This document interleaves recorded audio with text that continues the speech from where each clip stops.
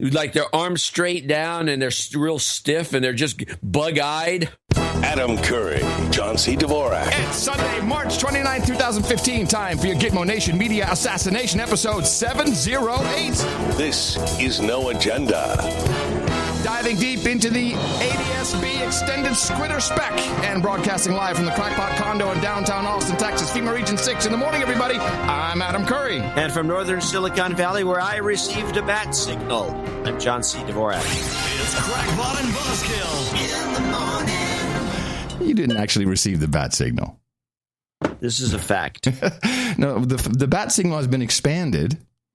Adam Burkpile, who has the No Agenda... What was it? The No Agenda, the Pocket No Agenda app is working on. What happened was the provider that provides the push services no longer provides a free tier. They what? They no longer provide a free tier. It costs money to do these alerts on. How much could it cost? Believe me, it's like $200 a month. To send out a bat signal of 8 times a month? To have it appear on the iPhone with an alert? Yes. There's a whole industry built around that. That is a jip. Just so people know, the bat signal is whenever I tweet with a special hashtag thing that comes from my account, that triggers at least one app, but there's also other apps that have been made.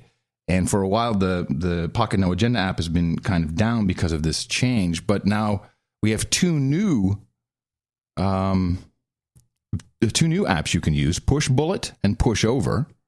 Push Bullet, Push Bullet, and Push Over. Push right. Over is funny. Yeah, Larry Gilbert did that, and I can't see who our other producer was who did the Push Bullet stuff. Anyway, you can find those links in the show notes at 708.noagendanotes.com. And it works. I just tested it. And so it gives you a nice little push notification. What does the push notification consist of? What do you get? What is your? You get some noise. It honks a horn. It honks a horn, yeah, and it says No Agenda bat signal. We are now live. This is my tweet with No Agenda episode 708, and it has the link to the No Agenda stream. There you go. Do you have any idea how many people subscribe to the bat signal? Not yet. Wait, now so did the other service provide you such information? I probably, but the developers of this thing will have to tell me. I don't know. I just send out the tweet. Okay. It seems like for $200 a month seems pretty pricey. That's crazy. That's crazy. When Twitter, by the way, is free. Yeah, you're not the product at all. No. Breaking news, John. I'm not, breaking by news. The way, if I use ad blocker. Breaking news. The Germanwings pilot had a club foot and narcolepsy. Figured I'd just add to the bullshit. Narcolepsy actually does make sense. I did have this one. But before we say anything, I got a few clips. I know you do. I just want to point out that this is so irregular, yet I don't believe people really are onto what's happening here. So this guy was gay, then he wasn't gay. Then he was living with a girl, but then he had broken up with her. But it was a different girlfriend who said he was going to go do something crazy. There's antidepressants at home. He was hiding his craziness. He had bad eyesight. He converted to Islam. I haven't seen that one. Oh yeah, that came out for a brief moment. Yeah. Well, they also tore up his note. Well, the note was already torn, and it was in the trash. Hidden the note from his doctor. Oh, I'm tear up this note and throw it in the trash. So there's two things that's going on. One is it's certainly in the United States media, but I saw the Dutch newspapers, and they were doing well, there's actually three things. One is we need to have more safety in the air in general, with multiple pilots on deck, never have one person there. Of course, the next generation aviation comes into play, which I will be talking about. And then we have all this, what is the term? Psychological autopsy. Love that term. And And it's like the war on crazy. We should not have secrecy. If you're nuts, we need to know all this stuff. Well, if we need to know all this stuff, let's just throw it back at the reporters and all the investigators and everybody and ask the simple question, which nobody seems to ask. They say there's drugs involved. What's the drugs? Oh, they never tell you, do they? But now I heard that there are certain... Why is it so hard to tell us the drugs? It's not privacy's dead. It's because the drug companies won't let them tell the drugs. Everything goes through mass media, and mass media reporters won't ask about the drugs because they'll lose some sponsors. And if you can't drive this point home enough, apparently, in the newsletter. Well, if you combine the so-called reports of his depression and taking medication for that, if you look at TCAs, tricyclic antidepressants, such as lithium, bennies,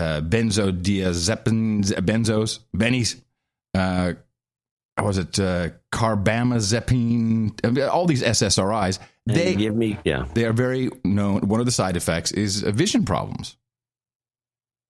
So this is now all fitting perfectly together, but it's a little difficult to go reporting now saying, well, because he was taking these antidepressants, he had vision problems. This is not necessarily something the pharmaceuticals want out there, except in their standard disclaimer.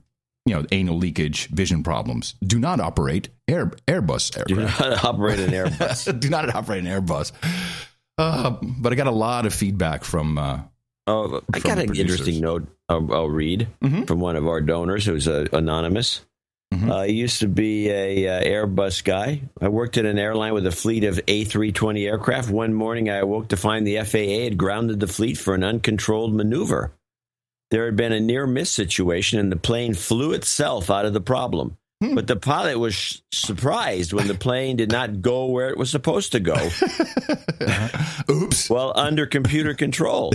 It turned out that in the most recently delivered aircraft, Airbus had changed the escape procedure from climb and bank to one side to climb and bank to the other side. Oh, yeah. Nice. But the change was buried in a 7,000-plus page operating manual and not highlighted as a change. This is the kind of crap that goes on. Generally speaking, with software, which will bring us, when we go to the tech segment later in the show, will give me my opportunity to bitch and moan about Microsoft OneDrive. Okay, good. Holy crap. Just hold on to that. Hold on to that. I know. I see you have clips. I only have just one thing to lead you into it, maybe.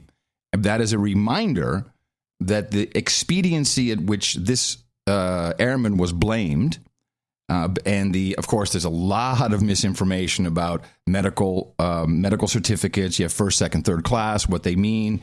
About privacy laws, but really this guy is just being dragged over the coals posthumously. Yeah, that's what you do. He's dead. But I would like to have a couple pieces of data, of actual data, such as the recording from the cockpit voice recorder, which I believe it's just like the Boston bombing video that doesn't seem to exist. Lots of people have been told what's on the audio, what the audio contains from the cockpit voice recorder, but have not heard it themselves. And from the prosecutor, we know that you could hear his steady, constant breathing all the way down to the end. And I wonder, I've listened to cockpit voice recordings before. There's ambient noise. You're going, you have a pretty rapid rate of descent, so that there's noise involved with that. And as you get closer, I wonder if they could hear him really breathing all the way to the ground, because this is pretty much what you're going to be hearing the last few 100 feet. Glide slope. Pull up. Terrain ahead. Pull up. Sink rate. Pull up. Terrain. Pull up. Don't sink. Don't sink. Too low. Terrain. And that just keeps on going. Too low. It doesn't stop. Yeah. It doesn't stop. And that's the noise of the cockpit. Gear. That's what it's. Too low. I can't hear him breathing. Well, the thing is, the breathing thing bugs me too. In fact, I have a breathing clip just to confirm it. You might as well play that clip. This is the co-pilot bonus breathing story. Journey for these families to make, made even more difficult by the revelation that the co-pilot appears to have crashed the plane deliberately, killing himself and 149 other people. It was this mangled cockpit voice recorder which gave up its secret. It seems the co-pilot locked the captain out of the cabin and then steered the plane into its final descent. The prosecutor handling this investigation talking of deliberate intent to destroy the aircraft. L'interprétation la plus plausible, la plus vraisemblable pour nous est que le copilote.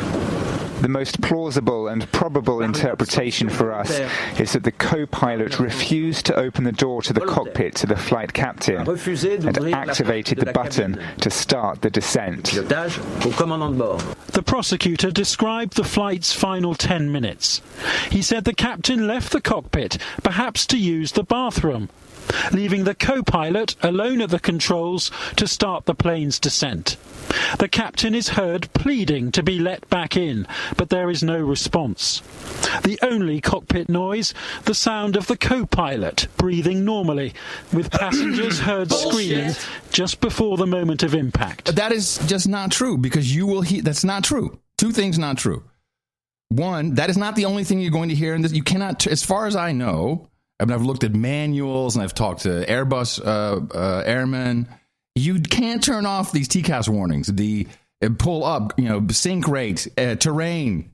You can't turn those off. Those are there for a reason. So that just makes no sense. And there is one piece of data that I've been going after about the intentional or the intent of the aircraft based on the flight management controls, which there is some actual data. After your clips, we'll get into that. But there is no data whatsoever about a button push that causes this descent. Does not corroborate with there is some data, amateur data, doesn't corroborate that at all. So this report is bogus. We'll just take it. Can I mention a few things here? First of all, is his mic live that they'd be hearing him breathing in the first place? Was he broadcasting this breathing? So if he was just breathing, I do not believe that would be enough to trigger his headphone microphone. There's a squelch setting on those, and you set it higher than you're breathing, obviously. Otherwise, you keep kicking that out. Breathing all. You never hear anything. It's a single duplex, if I'm not mistaken, isn't it? Single duplex is a contradiction in terms. It's duplex. It's not duplex. No, it's not duplex. It's half duplex. Well, no, that's not true. It is full duplex, but it's noise gated. Okay, that's what it. Okay, it's But most cockpit voice recorders, I don't even know if they record that audio specifically. I know they record the ambient audio, and you would have heard. And I'm pretty sure the warnings would have punched through. It doesn't matter. We have no evidence, no data. As far as I'm concerned, it's all bull crap. What are you doing? I'm breathing normally. Okay.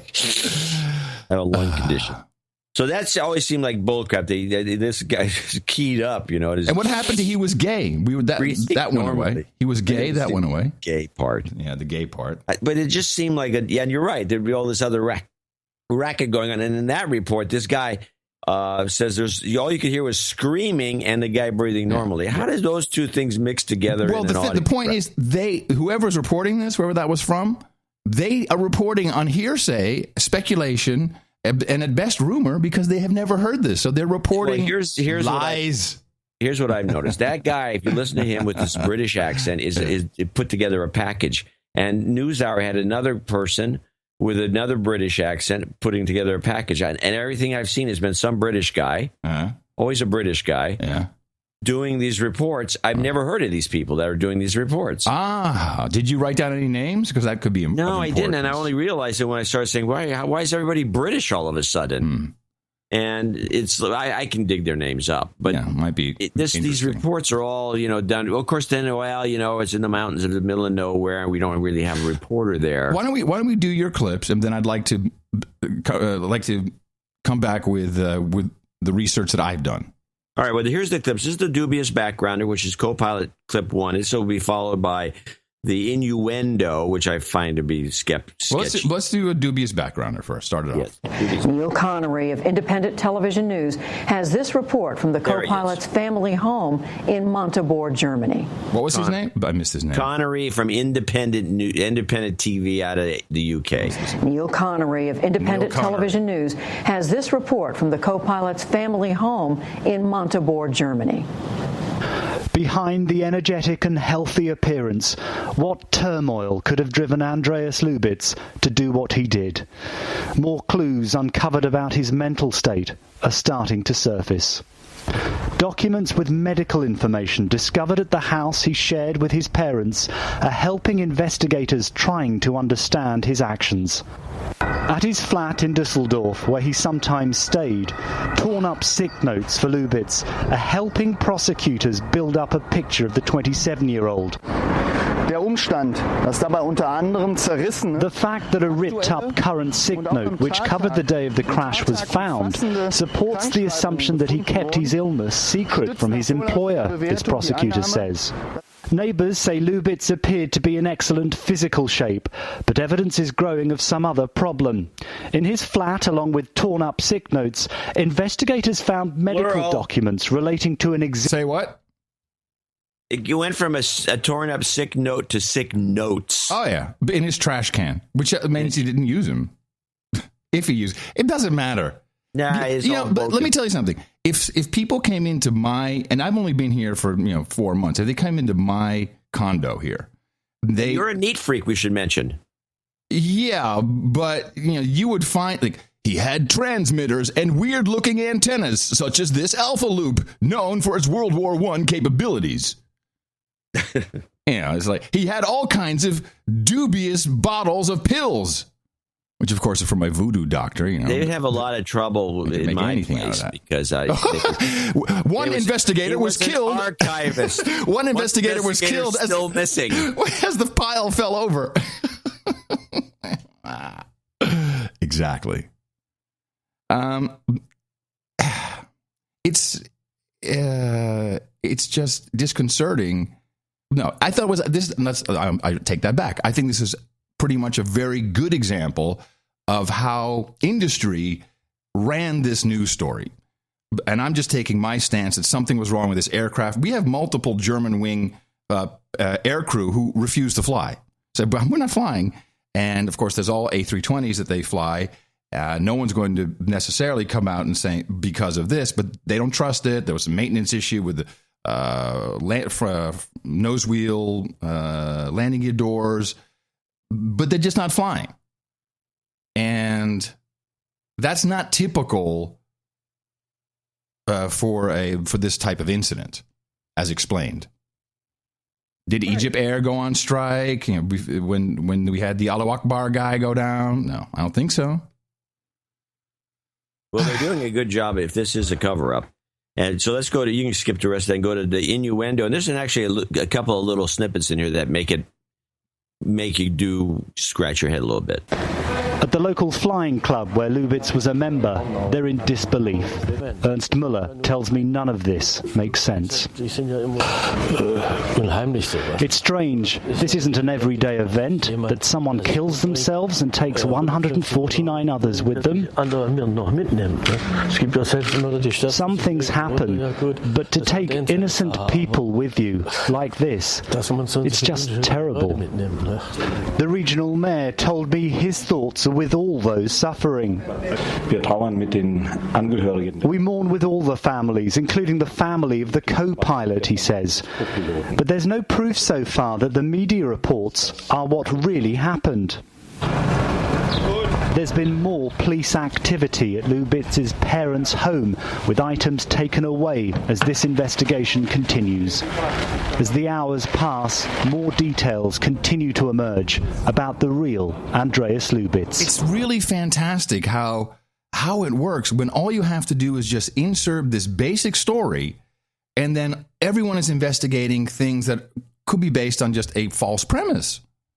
And they go on and on and on, and then we're all crazy, and we need to have psychological evaluations for all, which is a part of your first class medical, of course, but it doesn't matter. I'm all in. Let's have psychological evaluations for bus drivers, train drivers, Uber drivers, for teachers, for nurses, doctors, babysitters, because they could all come in one day and kill you. Yeah. The war on crazy is just full blown now. And of course, the NewsHour being, I've looked at this from this perspective. The NewsHour is sponsored by these big companies in one way or another. And I know Boeing is a frequent. Boeing's a big sponsor. I don't know if Airbus. EADS, I think I've seen their logo once in a while. I think they may want to step up their advertising as some gratitude here. Well, this may be a good time to do it. Maybe a sales job going on here. But NewsHour does in fact, NewsHour has this. Oh, by the way, I want to say the one psychological evaluation that you'll never hear anyone pleading for is politicians. And they really should be the top of the list. I would say play this is an interlude here. Play the PBS pitch for NewsHour. Okay. Where can you turn for news you can trust? How do we make sense of something like this? On PBS, we believe journalism should never stop asking questions. Give to your PBS station and support in-depth, independent journalism. We answer to no one but you. And our corporate advertisers. Underwriters. Sponsors. I'm not going to accuse them of doing a slipshod job here to basically cover up a corporate scandal. If there was one, we don't know. That's the point. But it's interesting how they passed off this story to ITN and let them do the story. And you can go, hey, well, it was their reporting. We ran their story. I don't know. Good point. Excellent point. Because normally they run their own stories. Huh. So here's the third clip. That's of note. Yes, it is of note. That is of note, yes. The third clip, which is this one, there's been a number of reports, and one of them was on NewsHour when they had this guy on. We had a clip of where the guy says, well, the procedure is you never leave two people in the cockpit. Just one. You don't leave a loner in the cockpit. You always put a flight attendant or somebody else in there. You remember that clip. Yep. And now we keep hearing the guy was locked himself in there, but we don't know that he physically pushed the guy out. He just locked himself in, or however that works. So they had to fix the backstory. So let's fix the backstory so we make this more clear so people aren't confused by what we've already done on the show. Lubitz locked himself in the cockpit alone before the crash. That prompted Europe's Aviation Safety Agency today to recommend all airlines adopt the two-person cockpit rule as soon as possible. U.S. rules already require it. Okay, we got that straightened out. Yes. So then now we're good to go with the rest of it. Onward with the bullcrap. It just cracks me up. And that's pretty much all I've got. Okay, so here's where the things that I was looking at. The official story, there's some bothersome pieces, besides the fact that we have not actually heard the audio, which I don't see why they wouldn't release that. But it just makes no sense. We had audio of Flight 93, let's roll. We had that. That wasn't necessarily cockpit voice recording, but we had a lot of these different... we had the cockpit voice recording from the flight that was forced down. Right. Yes. Well, that was ATC. That wasn't cockpit. That was ATC. Okay, it was ATC. But this is not unprecedented that this stuff is released, particularly if you're... look, if I was running a news program, then I could get a recording of the captain banging on the door and passengers screaming before it cuts out. Oh, yeah. That's ratings in the can, baby. Yeah. So it would be freedom of information requests. That may be more difficult because it's technically, maybe it's German property. I don't know if it's French property. Probably German. But still, it would just help me a lot. It would help me personally as a favor. It would be nice if they did that. Now, there is other data, and this is part of the next generation aircraft system. And this is the so-called ADS-B technology. And the ADS-B is it is a system like a transponder. We have the old mode A, B, and C transponders that send a code, which is just to identify which aircraft. It also sends the aircraft registration number, a few other pieces of data. the newer systems, and there's two that are being rolled out worldwide. Two is the 978 UAT and the 1090 ES. And people are upgrading to this because eventually it will be mandatory. And these transponders can send and receive from radar stations, but you can also just receive their signal on one of these little USB SDR software-defined radio sticks, which cost, I don't know, like $20 or something. And people have been hacking on this stuff for a long time. It operates around the 1 gigahertz frequency. And there's a network now of people who are receiving these signals and aggregate it through sites. The most predominant one is FlightRadar24.com, which appears to be on the up and up. And these guys, they sell their professional app, they have, or their full-blown app, and they have in-app purchases, and apparently they're doing about $2.9 million a year in profit. They have 9 people working for the company, have no venture funding that has been announced at least, and they say they're just running on their own revenues. And they have, like you can track flights based upon this system. Now, they don't have all flights because only about 20% of commercial airlines in the United States have this. I was not able to find out if the Germanwings Airbus 320 had either of these installed, but according to Flight Radar 24, they did. And here's what's interesting. There is one data register in this, I think it's 56 frames or something that these transmitters poop out. There's one, register 40 is what it's called. And if the ground station interrogates the aircraft, which is not abnormal, but again, it's, this is not really a rolled out complete system at all. It can say, give me flight management control data. And I think it's every second or so, this transponder will spit out a signal. And the FlightRadar24.com guys have 3 entries, only 3, they say, and they say they received it they had to aggregate a whole bunch of ground stations, which includes amateur data received by people with just laptops and a little USB stick and a wire hanging out of it. But of course, there are also ground stations that are being built for the true next generation aircraft system or air management system, which in theory makes some sense that you can know the intent of an aircraft, what the flight crew has intended. And the example is here at 0930-52 Zulu.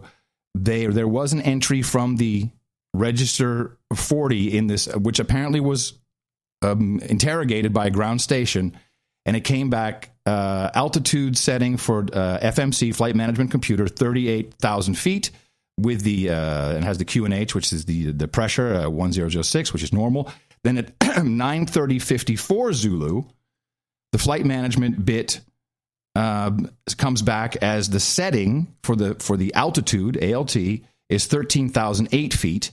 And then at 930-55 Zulu, so this happens within a couple seconds of each other, the flight management computer reports altitude 96 feet, which would indicate that someone turned the altitude dial. Now, to go from 38,000 feet to 96 feet, you probably have to spin the dial to the left twice, which would make sense if you then wound up at 13,008 feet, halfway to the 96 feet setting.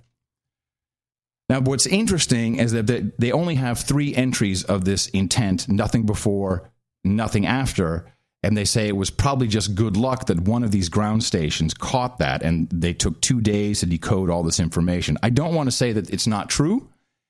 If it is true, this clearly shows at least a setting on the flight management computer with the altimeter. If the autopilot was engaged, it would indeed take this aircraft down.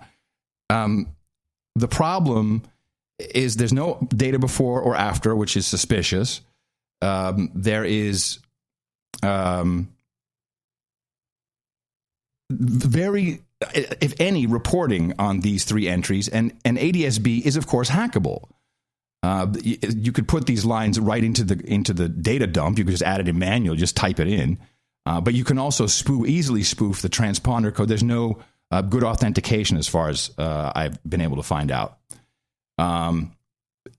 It looks like it's legit, but the one thing we know is it's not the guy pressing a button, because this was specifically him twirling the altitude setting to the left twice. And this is all part of what they call the extended Squitter registries in this new new ADS-B system. I don't understand why this is not being used as evidence. I don't get it. It seems like if this is proof that he did that, and I think it's only because the backstory, which we fixed part of as we just played, says that he pressed this button to take it all the way down in a controlled descent. That does not jive with what FlightRadar24.com's data is saying. Uh-oh. Yeah, exactly. Sounds like we need another correction to the backstory. Well, we might. And I don't want to accuse these guys, but the only thing I could think of is that the FlightRadar24.com, maybe they've got some deal on the back end because they're intended to get the customer, the flying public accustomed to this form of tracking and reporting of aircraft. It also, the conversation that I keep hearing is, we need to stream data live from all these airplanes. That's exactly what this is. This is data being streamed live with some interesting additional data. There's a lot of things that this extended Squitter spec contains that can be put into the broadcast. But it's funny that of all the different fields, of all the things you can get from the extended Squitter, this is the only thing is this two inputs to the flight management computer with the altitude control. So I don't know exactly where this will head. I think you'll never hear about this ADS-B data, even though it would be fantastic as proof. But I really question all of it now.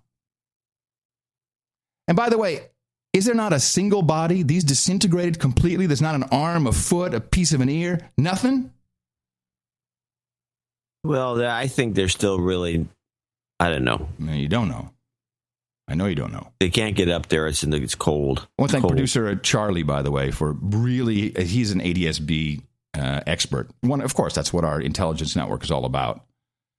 And I put his notes verbatim into the show notes so you can see all the backgrounders and how this stuff works. It's interesting to see how this works. And there's a lot of people playing around with this on the receiving side. But you can also easily transmit. You could spoof this from your laptop, technically. Yeah, well, we're not going to get to the bottom of it. The scheme is underfoot, and the media is not going to go any deeper than you're going to get from these ITN guys. I remain... Whoever else was assigned the story. I remain skeptical. I remain... I believe it still is an Airbus versus Boeing thing. The timing is weird, with sales jobs going on, big sales jobs to Middle Eastern countries, and the war machine is cranking up. I did get an email from one of our producers, Adam John. I'm a pilot in the military-industrial complex. I fly a Navy variant of Boeing 707, and I agree 100% with your assessment of fly-by-wire and flight engineers. So what I said is the fly-by-wire, now we're seeing the unintended consequences of technology, and we used to have a third guy on deck. He continues, I love knowing that if the shit hits the fan and we lose all power and/or hydraulics, I can still fly the good old 707 since it uses all old-school manual controls. Don't get me wrong, it's a pig, but it always works. Also, my flight engineers kept me from doing stupid shit all the time. Every time I read about that Air France story, how the fly-by-wire system contributed to the crash, it pisses me off more and more and makes me realize what a dumb F system this is that Airbus installed. There is some religion to this. The Boeing versus the Airbus guys. And now they're talking about command and control, and we can remotely land the plane. All of this is going to be misused. The technology is going to kill more people as we grow older. It's just not going to stop. Yeah, well, it's just not going to stop. Doing a fine job of killing people. Yeah. I did like one theory that would be typically second half of show. But since we're talking about it anyway, this crash was on the 25th. The Large Hadron Collider cranked up on the 24th. It's just about 130 miles north of the crash. So it could have been just magnetism. Dragging the aircraft down. Sucking it down to the earth, to the core of the earth. Changing it into little protons. And what was this other one? Who was on the play? Someone came up with a crazy. Oh yeah, there was apparently this. I didn't even go into this one, but apparently there was an investigative team who were on their way to look into, or coming back, or on their way to look into massive banking fraud tied to Crypto AG, Siemens, the Vatican Bank, Mossad, and the CIA. I mean, I can't think of one more name to put in there. The AIIB upcoming bank. No, they were not on there. No, that they don't have to kill anybody for that. That's going nowhere, except everyone's joining. So I'm sorry, I don't have any answers because we have absolutely zero information except for the data that I just gave you. And that's all there is as far as I'm concerned. And that does support the intentional crash. It does support it. But there's no way to really authenticate this data. And I'm just not too sure about this outfit that produced it, although I have no reason to doubt them. And that's it. That is the true story. So you'll hear CNN go on for 5 more days. Oh, yeah. But this is really all we got. Well, apparently, in terms of news, that's all CNN ever has. Wrecked planes. It does bring me to something else that I wanted to talk about. I went to dinner with Christina. I went to dinner with my ex-banker friend and his wife.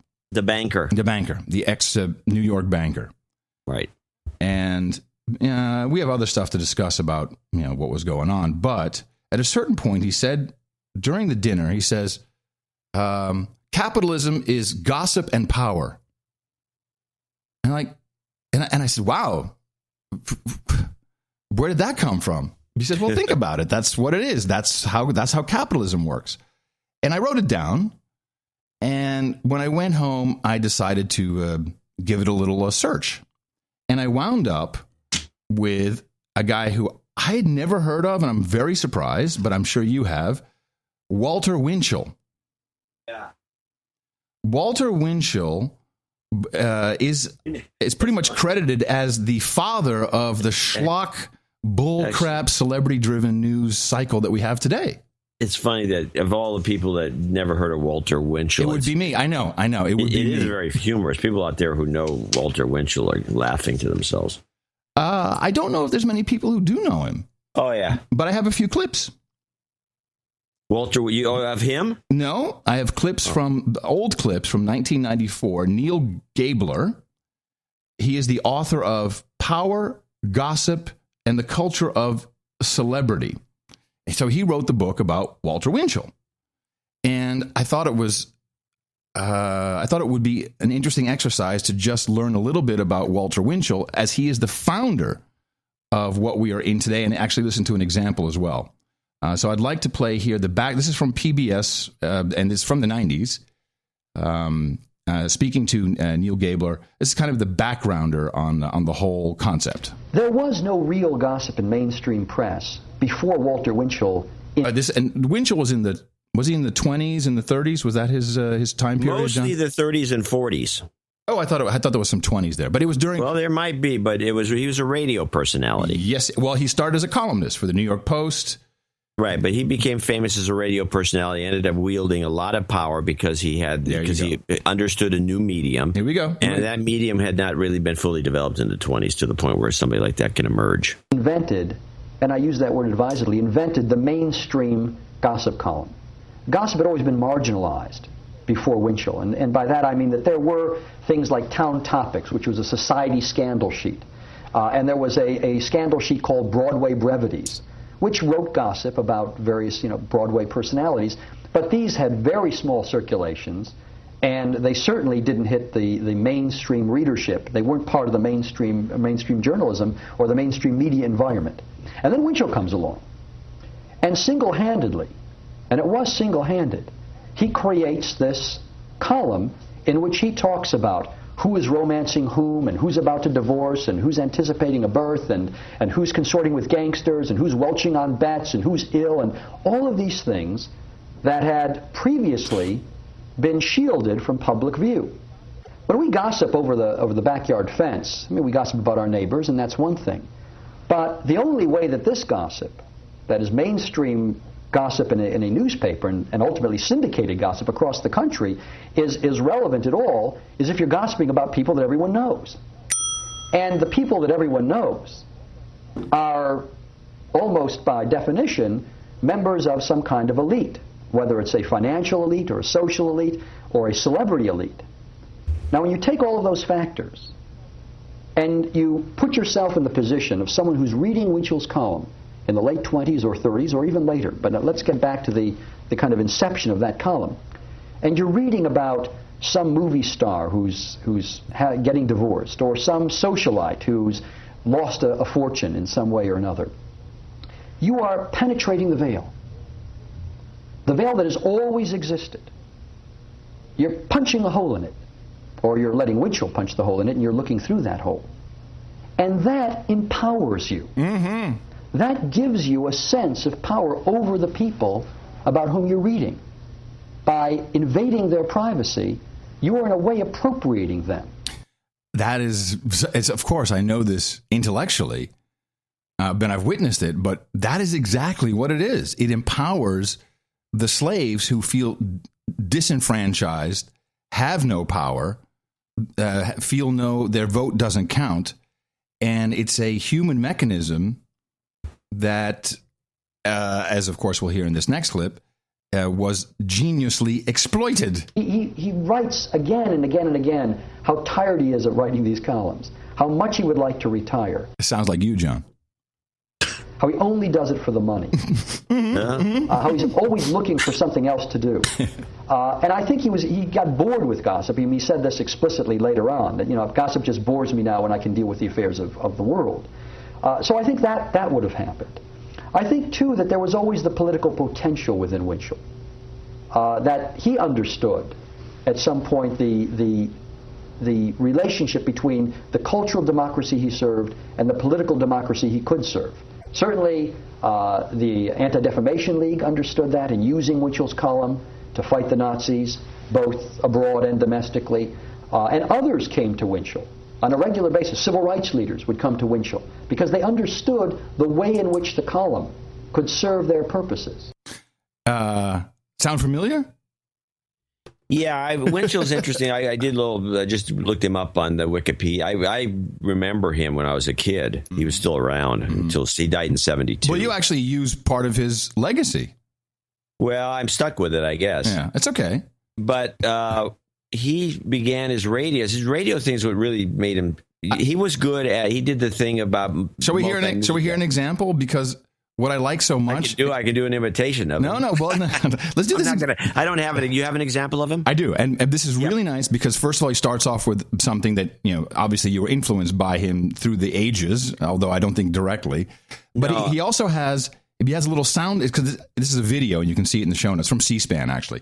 And he has a little kind of like a telegraph sound, and it's a button that he's pushing himself, and he's firing off these things, and the topics is what makes it fantastic. And by the way, this was around the McCarthy era, and although he always denied it, he was, as you'll even hear in this clip, he was a central figure in calling out the communists of the McCarthy era. So here is a piece of Walter Winchell. It's time, America. Time for Walter Winchell. Presented to you by Gruen, the Precision Watch. Gruen, the finest watch you can wear. Gruen, the finest watch you can give. Brings you the man who gives America the news. Walter Winchell of the New York Daily Mirror and the Washington Post. Mr. and Mrs. North and South America and all the ships at sea, let's go to press. Mr. and Mrs. America and all the ships at sea. I love it. You should add Mr. and Mrs. America, except say Mr. and Mrs. Gitmo Nation and all the ships at sea. Dallas, Texas. The Texas special of the Katy line has been wrecked near Roy City, Texas, between San Antone and St. Lou. Love that. San Antone and St. Lou. Several reported killed. Just happened. We may have more on it later. San Juan. That's the tease, the classic tease. Puerto Rico. The Nationalist Party of Puerto Rico is on the march. They are plotting violence and maybe a revolution after raiding armories for their guns. New York City. The police in New York have a new hot lead on the murder of a Bronx mobster. He was killed last week for welching on commissions due to adultery in East Harlem. This is like your criminal news he's throwing in there. Hey, we got the news. He was welching on the bets. Oh, yeah. New York City. Mayor-elect Wagner will name as police commissioner this week, maybe Wednesday. The field is now down to 6, including Assistant District Attorney Vincent O'Connor and, surprise, Chief Inspector Raffengas, 2 good men. It's unbelievable because we have the pilot of the plane was on medication. Washington, D.C. It's a baby boy for the Peter Campbell Brown. And then go to the elite baby boy and wait for it. Columbia Hospital, Washington. Mr. Brown is New York City's next commissioner of investigation. New York City. It's a baby boy for the John Costellos at Leroy Sanitarium. The lovely mother is the song star, Nancy Donovan. New York City, hear this. Dorothy Parker, the famous playwright and poet, will make a speech in New York on the 17th at a hall in Greenwich Village, probably on 4th Street, on behalf of the communists now in American jails for conspiring to overthrow the United States. Good girl, good girl. Reno. So he's just Dorothy Parker, communist. Well, he was powerful, man. Powerful. He actually, he was up way past his peak by this. He peaked in 1948, and I believe this to be true, because he was very anti-Nazi, anti-communist later. Well, he was a Jew. He was a Jew with a non-Jewish. He changed his name. Right, but he was a very pro-Roosevelt. Right. And he kind of peaked with Roosevelt.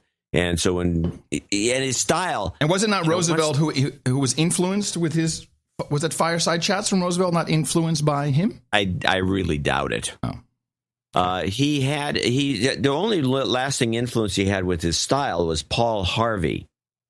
Good day. And that's the story? Good day. Paul Harvey. Good day. Paul Harvey, without the high-speed patter, did his type of news. And that's the story. It was Paul Harvey's amusing because at one point, and I remember this, it was too funny, because Paul Harvey had that extremely outrageous old-fashioned Paul Harvey radio voice. And this is the story behind the story. Something like that. I can probably do it. He was actually hired and was on the 60 Minutes show for about a year, and they couldn't deal with him. Paul Harvey? Yeah. Really? Paul Harvey. I remember. I said, when he's a radio guy. I mean, they wanted him on 60 Minutes TV? Yeah. That's no good. So they put him on. Let's and listen to a bit of Paul Harvey. Dumb. This guy's not a TV guy. TV came out around 1948, and that's when Winchell peaked, because TV changed the way. And if you read McLuhan's theories, you had a hot medium and a cold medium. Yeah. And the two mediums, radio versus TV, were so different that Winchell couldn't make the transition to TV because you'd be annoyed if you watched this guy. From now on, I'm quoting an open letter from That's God. Paul Harvey. That's Paul Harvey, yeah? Yeah. Yeah, play a little bit of Paul Harvey. My dear children, and believe me, that is all of you. Oh, wait, that's too fast. That's his crazy letter from God. Here, let me try this one. If I were the devil. No, that's also not a good example. Well, anyway. Somewhere around there. Everyone's heard Paul Harvey. Not everyone, but he's dead now. Yes. When did he die? He died in 2008. Not too long ago. Yeah, not too long ago. Or I don't have when he died. I just thought it was interesting when I hear that, and it was just reminded that it truly is that people get empowerment from celebrity gossip and ha ha ha, she has cellulite. Ha ha ha ha. Well, it's funny that you bring this up, because I was thinking about this, about the mechanism on daytime TV, which is really where most of this stuff really occurs. Mm-hmm. And I thought about the main shows, including the new ones like The Real and some of these shows where you have a bunch of people around the table, like Whoopi Goldberg's The View. Yeah. So you have these things, and they're a little bit gossipy, but if anybody out there wants to really see this at work, and now that you mention it and had that clip, which I think was a great clip, almost worthy, but not quite, is you have some of the shows, for example, on the daytime with the individual personalities, which I would say from your thesis would stem from Paul Winchell. Mm-hmm. I say Paul Winchell? It would be not Paul. Walter. Paul Winchell and Jerry Mahoney as a comic act. Mm-hmm. Never mind. Mm-hmm. So yeah, Walter Winchell. It would be Queen Latifah. She comes to mind. With The Ellen DeGeneres Show.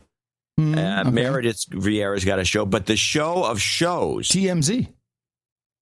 I think that's a different model. Oh, okay. The show of shows. I'm talking about shows where you interact with an audience. There's no audience at TMZ. There's no way to have the feedback. Bill Maher. Bill Maher's a comedy show. He does jokes. All right, I'll shut up and wait. I'm talking about daytime shows. Bring it home, baby. Daytime show. Right, bring it home. And yeah, I don't know why you said Bill Maher. The show that talks about gossip, Bill Maher doesn't talk about gossip. I mean, he talks about political gossip a little bit, but it's not to an extreme that we're talking about here that you brought up. The show of shows, if anybody wants to watch how this really works, you have to watch the Wendy Williams show. Huh. Wendy Williams is a black woman who is intimate with the audience. The audience and Wendy Williams are as one on the show. It's genuinely a work of art in this regard. And all it is, from beginning to end, is extremely inside baseball celebrity gossip. Where she brings out, she has and what happened? Why does she have a swollen toe? And then she'll make some kind of callback that you don't know. I don't know. It's almost like listening to the Jim Rome show, the sports talk guy, or some of these guys who have created their own universe. And to watch the Wendy Williams show, which in some ways is nauseating because all it is extreme celebrity gossip, and the audience is all in with her. And she's a big woman. All in with her when she does something like that. Oh, did you see the cellulite on her ass? And boom, the audience is all in. Yeah, it's astonishing. This show. Anyone who wants to see, you won't be able to. Our listeners won't be able to watch very long.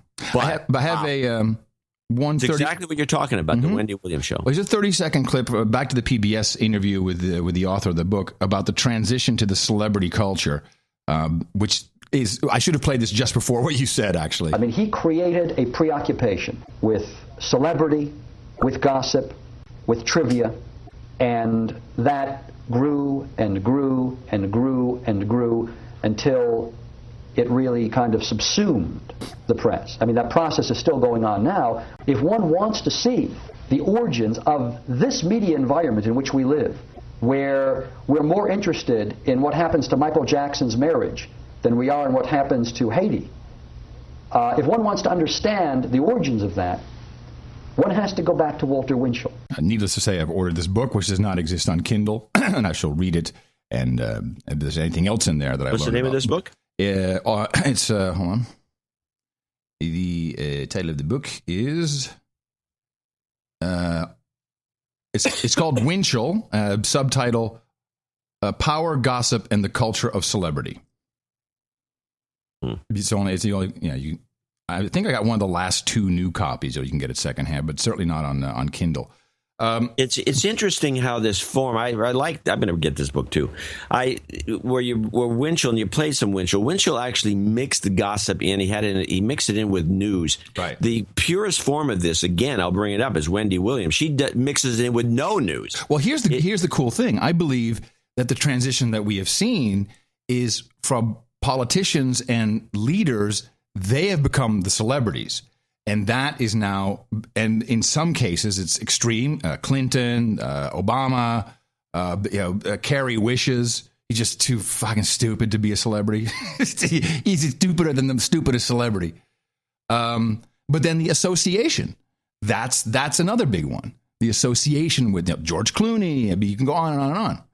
And that is really how I like that empowerment angle. Like when you can, we found out that he's smoking cigarettes. The president is, I have control over him now because I know what he's doing. It's sad. It's sad. And I don't know exactly what the antidote is. I don't know exactly what it is, but we should be able to help people. Well, screw it. I don't want to help anybody. People who listen to this show will just be reminded how this came together. I like this. This was the rabbit hole I like going down. I'd never heard of the guy. I'm very disappointed in my historical knowledge. Yeah, well, you were raised probably away from him. And not about too young, I think. Just missed all that. Well, he was, even if you're young, you would have been introduced to him via Saturday morning cartoons. The guy was so famous that all the the cartoons were mocking him and doing imitations, caricaturizing him, and Bugs Bunny. Well, his legacy is still alive today in Texas. By the way, did you know that?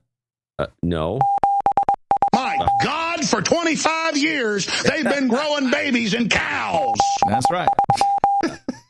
Yeah.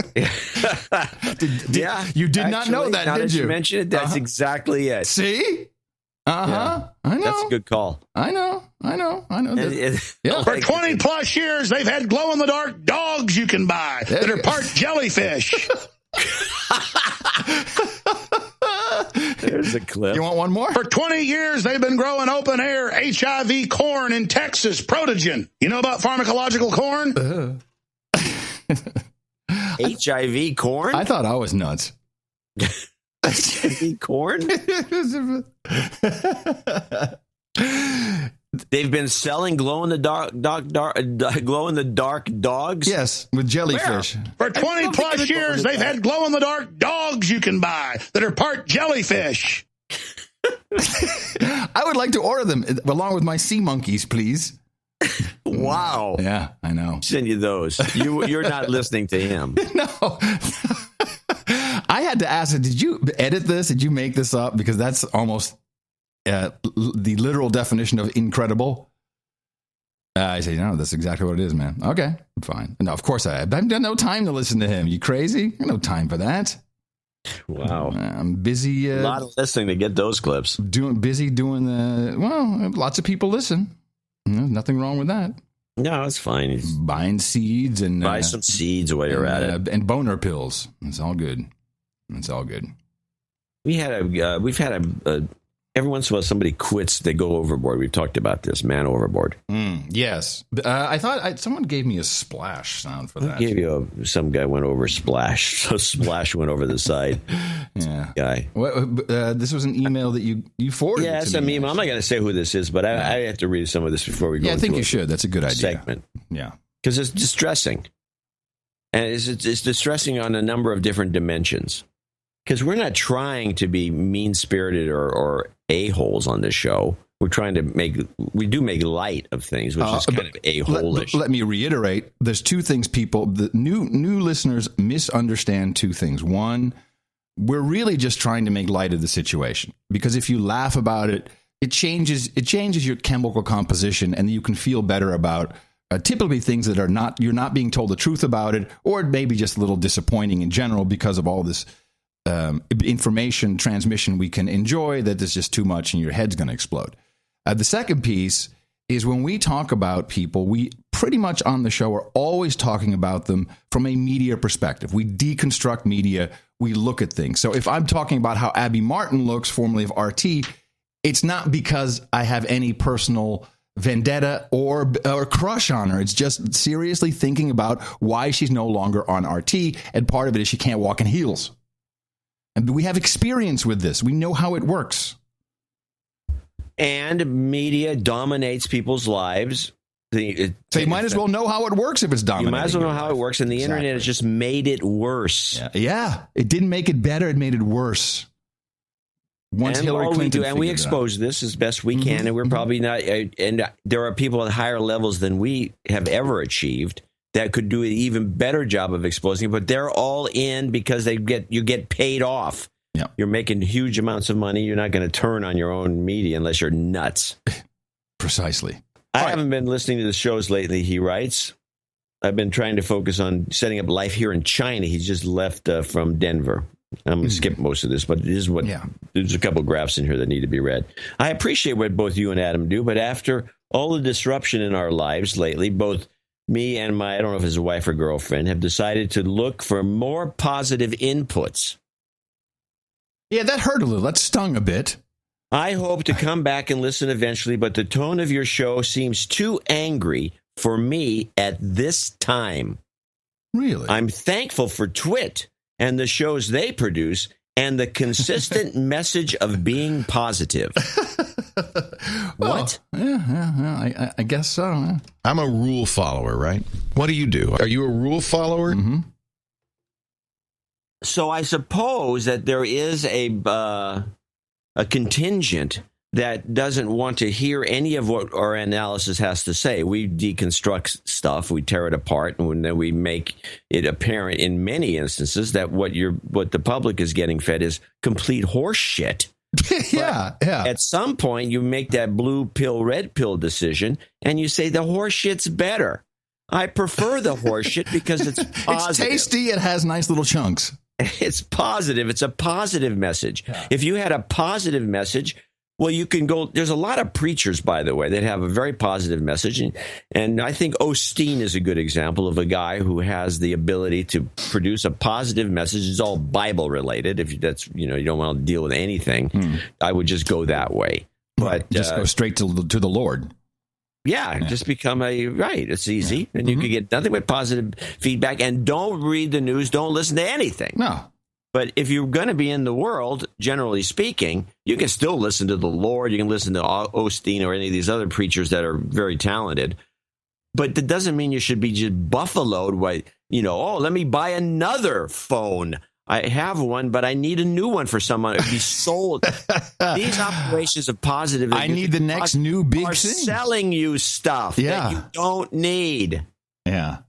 It's all about selling you the sucker. I have, based on that, maybe I should mention this. I have news from the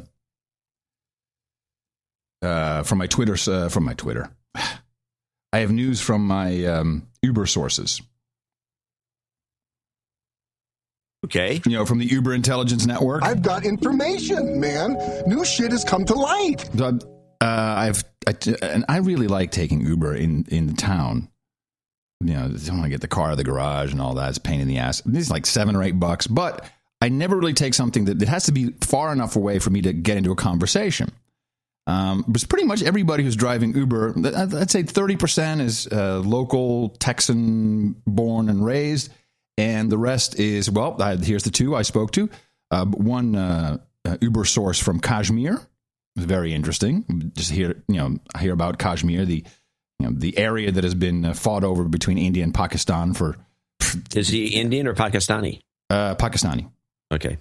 But he prefers to call himself just from Kashmir. He doesn't like to be from either one, actually, which that was kind of the interesting thing. I'll get back to him in a second.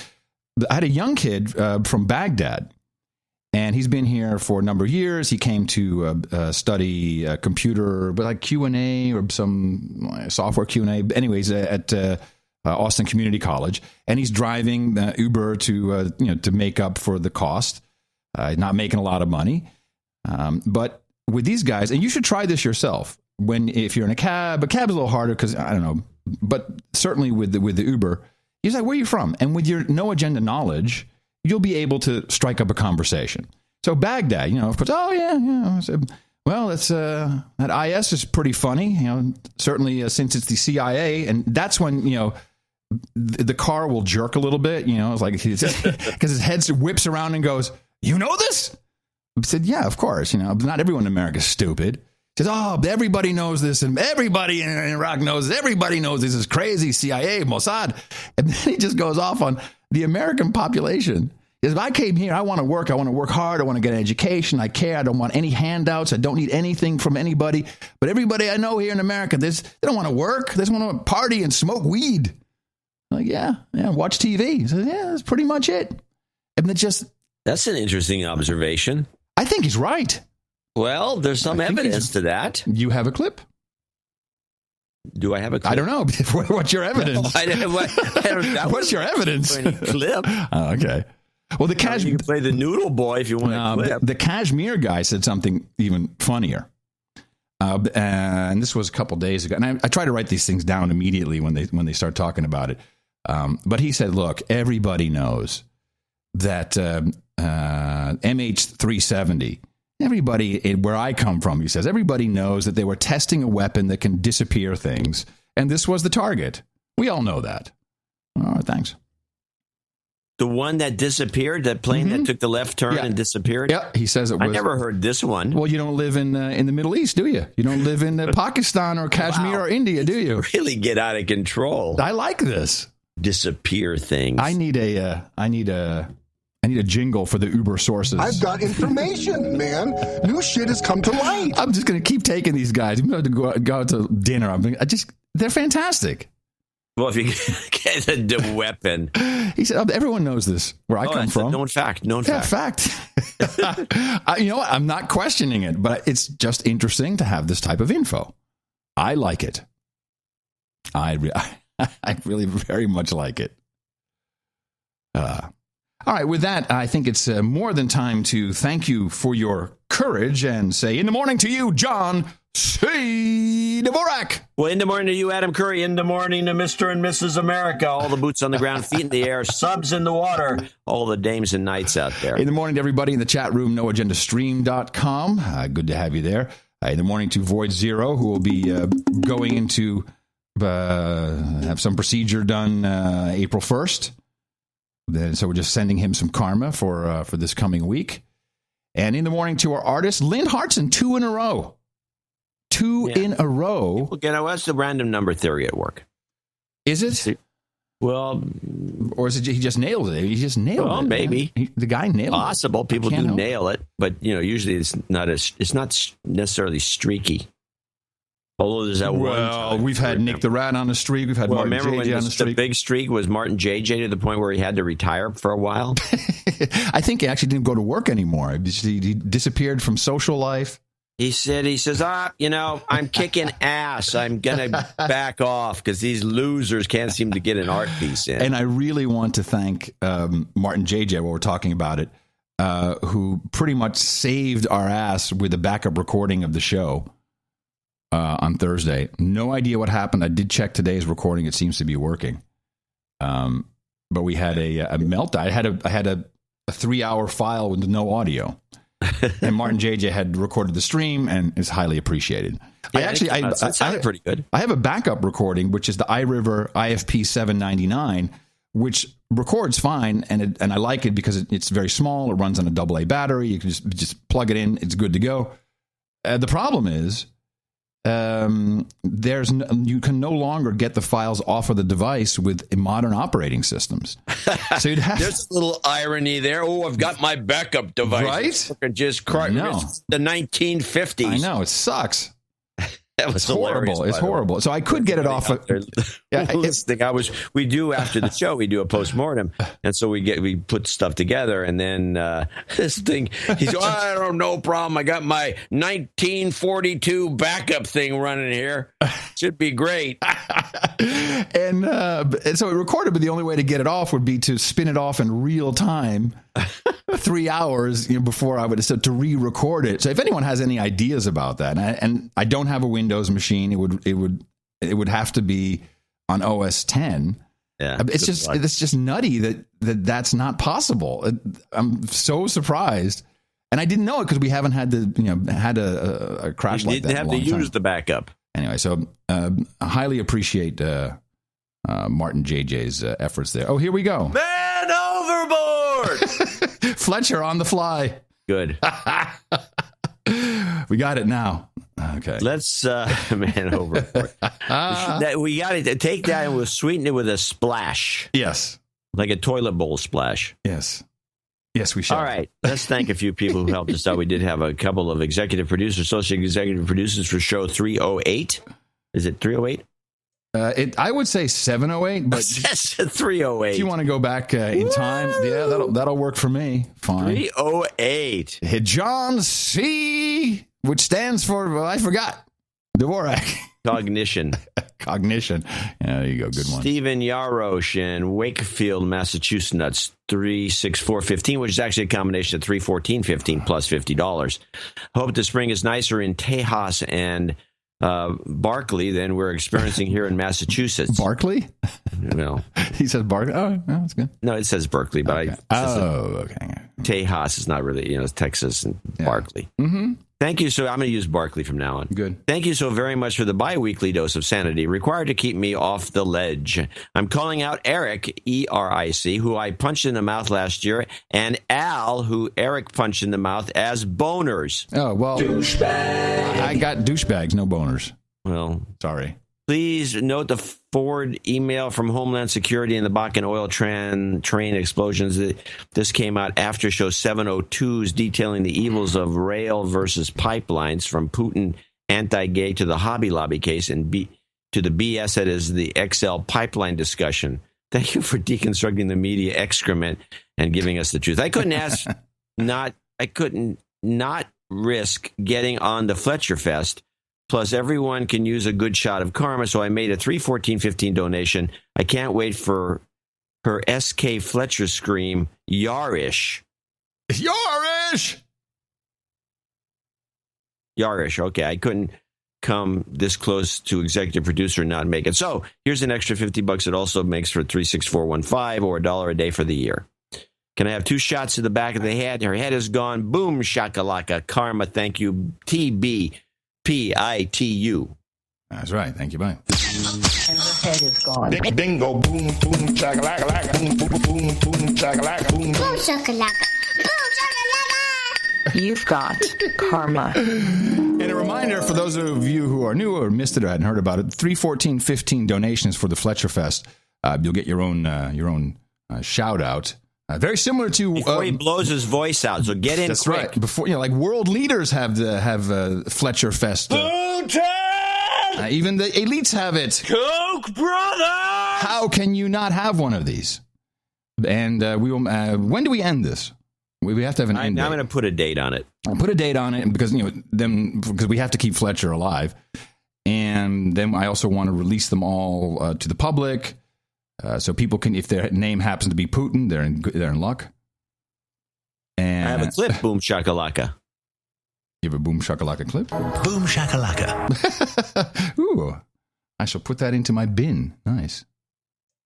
That came from I'll play it later. So it's a Charles Schwab commercial for computer-assisted stock picking. And they say boom shakalaka, huh? And he says boom shakalaka in the middle of it for some unknown reason. The computer voice. That's a computer talking, supposedly. All right. I mean, even though we know it's some guy doing voiceover.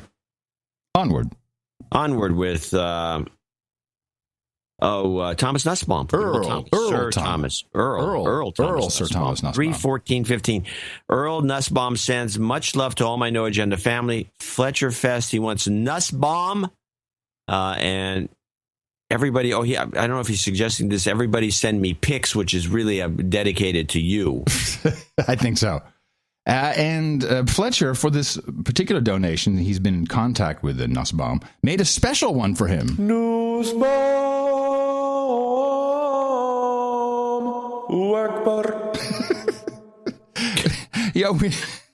Wow. Yeah. Well, we already had the Nussbaum yell. So I guess he Nussbaum! So you already had that one. But this is an extra special one. It's nice. A bonus. All right. Fletcher's out. He's off the rails, man. He's doing his own thing. He's gone nuts. Yeah. He's gone nuts. Yeah. Just don't let him in the cabin. The future Sir Got Nate, which is the way he wants to be known. And curiously, I had his email open. He does have Got Nate as his request from Fletcher. And he sent an email in, and I went to open it, and then I realized that I stupidly did something on that sheet. I'm going to see if I can find. Here it is. Good. Ooh, good. Thank you for the back arrow. I've instructed I don't know how long that's going to work, by the way, with this new stuff from Microsoft. What's this? What's your problem? The back arrow. You hit the back arrow and you go back a page and then another page, and then you find the stuff you were at that you stupidly got off of. And this is from Sir Got Nate, or will be. I've instructed my bank's automatic bill to play this. This is once early state offer. I don't think I heard anything. A deadline for the Fletcher Scream. Once payment is accounted for, I'd like to request. Oh, he's the one who wants internet. I would like to request an internet. Right. Fletcher Scream. My office's internet connection loves to let go at random times during the workday. Whenever this happens, at least one person in the office screams internet. Right. Oh, that'd be cool. I plan to mod a Stables Easy button to scream internet every time I hit it in response to my internet going down. Or when somebody else screams, he wants to hit it. So he says, save a ring for him. He's on his way. I guess he's wants to be somewhat anonymous. Okay, good. We're saving the ring. I have the email from Michael Hintz. Michael Hintz from Everett, Massachusetts. We got a lot of Massachusetts nuts I got the email. 23456, and you have the email. Hey, Adam and John, been listening a little since a little before episode 600 without a single donation. So I'm far too long a douchebag. The way I see it, it's time I donated. Please de-douche me if you don't mind. Of course, not a problem. You've been de-douched. There is no good excuse for the long delay, but I've always wanted to contribute information to the show instead of just cash. Now I can. A couple episodes back, you played a clip of Patrick Moore talking about how Greenpeace's goals shifted over time. In his speech, he said that they regarded humans as a plague on nature, which reminded me of an insane group I know called the Voluntary Human Extinction Movement, VHEMT.org. I believe we talked about them I think so, yeah. A few hundred shows ago. A couple hundred episodes ago. Apart from that, I want to request a birthday for my son and myself, so I got that on the list. Thank you both for the incredibly entertaining and informative show. Like many others report, I find that No Agenda eases my mind and improves my sanity in the face of the MSM's incessant bullshit machines. For years, I ignored news entirely because I couldn't stand how fake, misleading, and downright sick it was. All those years, what I really needed to be doing was laughing at it. Seriously, though, it always bothered me not to be informed, but now I am both informed and entertained on a regular basis, and I have a healthier, more realistic view. I love this. A healthier, more realistic view of the world. Sometimes it's hard to listen to coworkers, family, and friends spout verbatim the lines they're fed by the MSM, but I've learned to just nod and smile. It's better that way. Keep up the fantastic work, and I'll keep my end of the bargain coming more steadily in the future. Michael. Thank you very much, Michael. I did have a thought as I was reading that. These days, pretty much everybody you know has been quoted or interviewed for something. And all you would have to say is, when you were interviewed for the school paper, or when someone was quoting you, did they get it all right? And guaranteed they'll say no, of course not. And then that's the only way you can help people understand that maybe what they're hearing, seeing, reading is not entirely correct. That was the opener for me, man. When I was first interviewed by the New York Times, they got everything wrong. I mean, not everything, but a lot. I'm like, what the? And they had the checker even called when they still had that. I don't know if they still do it or not. The fact checker. Yeah, when they had them. Yeah, so that's what I said. I don't think they have them anymore. And they used to have fact checkers until, I don't know when they got rid of them, probably in the 90s sometime. No, I think I always still got a call from a fact checker in the 2000s. Maybe that was a London financial. Anyway, that's what we've got. That's it. But this was not a good day. It was worse than Thursday. Yes, it was worse than Thursday. I have to say, this is true. Well, maybe we're doing something wrong. Curiously, I was reading one email where somebody said, actually, there's a meetup. Somebody said, you're doing it wrong. No.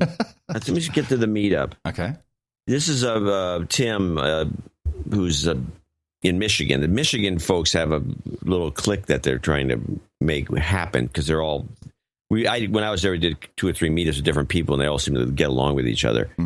He's going to meet... they were going to have a meeting, but there was a storm came in July, so now they're going to have a meetup on the 7th, or I'm sorry, on April 1st, on April Fool's Day at 7 p.m. at Ashley's Bar and Grill in Westland. So anybody's interested in, if you're in Michigan, go there. Ashley's Bar and Grill of Westland in Westland, Michigan. But he says, after last Thursday's No Agenda episode, the one where you just referred to, he says, he's talking to the group. He says, which I thought was one of the strongest. I feel like meeting up. Let's try again, he says. And I thought it was a strong show too, and we've had a lot of really strong shows recently. But for some reason, I don't know. But we got that letter, and then the other guy who says we're angry and making him depressed, and we have negative news. He wants positive input. He wants good, happy news. Happy news. Yeah. Let me see. So I don't know. I'm looking. Nope. No, I don't think so. I mean, happy news. What's happy news? It's just new. Happy news. Ooh, a puppy was born, and kittens live.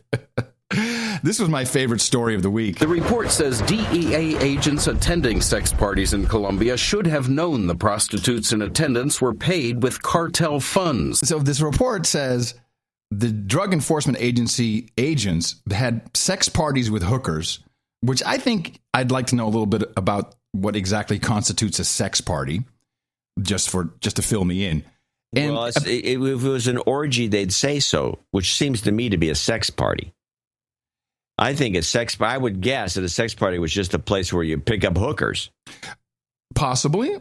And so the only mistake, it appears from the report, is that they didn't know that the hookers were prepaid.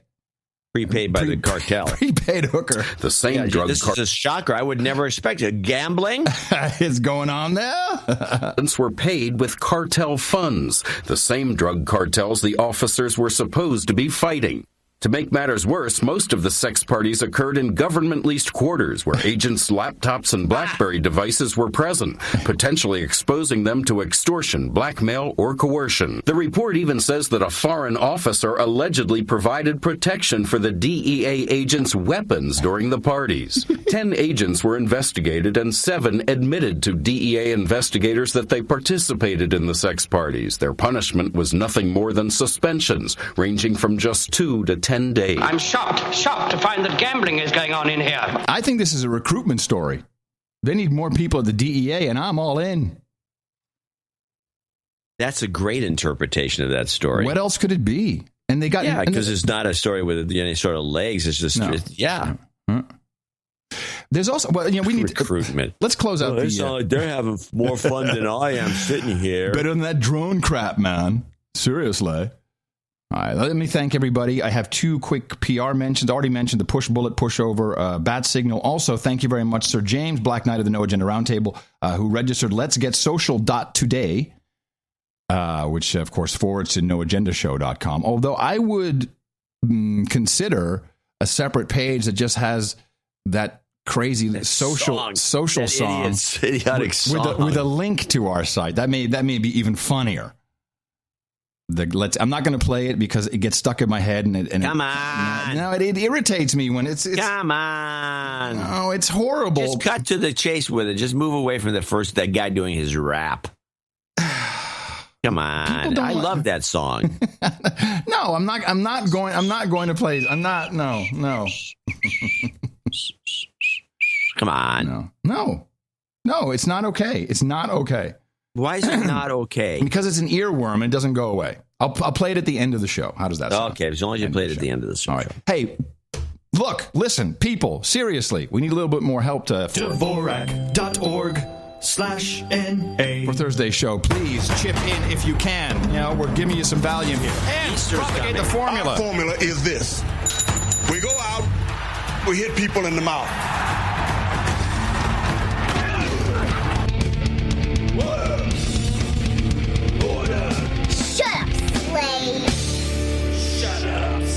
That's right.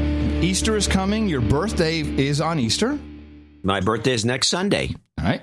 And do we have a special donation thing for that, or is just 4/5/15?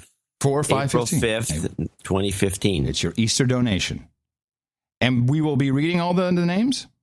I think we should.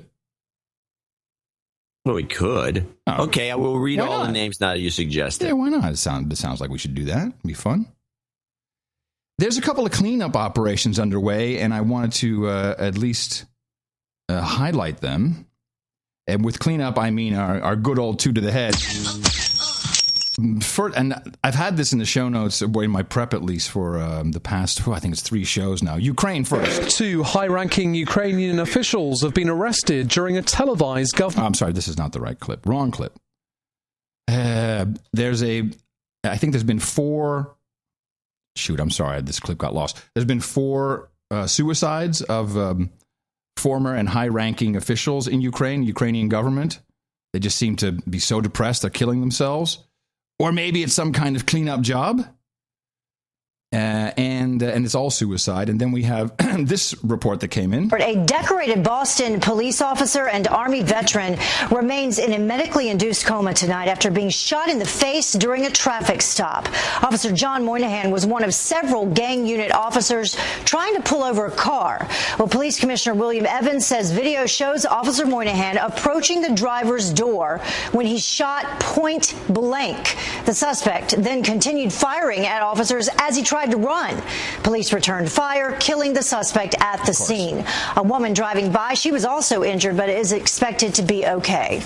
And Moynihan, by the way, he served as an Army Ranger in Iraq. He was honored at the White House for helping save a fellow officer following the shootout with the Boston Marathon bombing suspects in 2013. How annoying is that?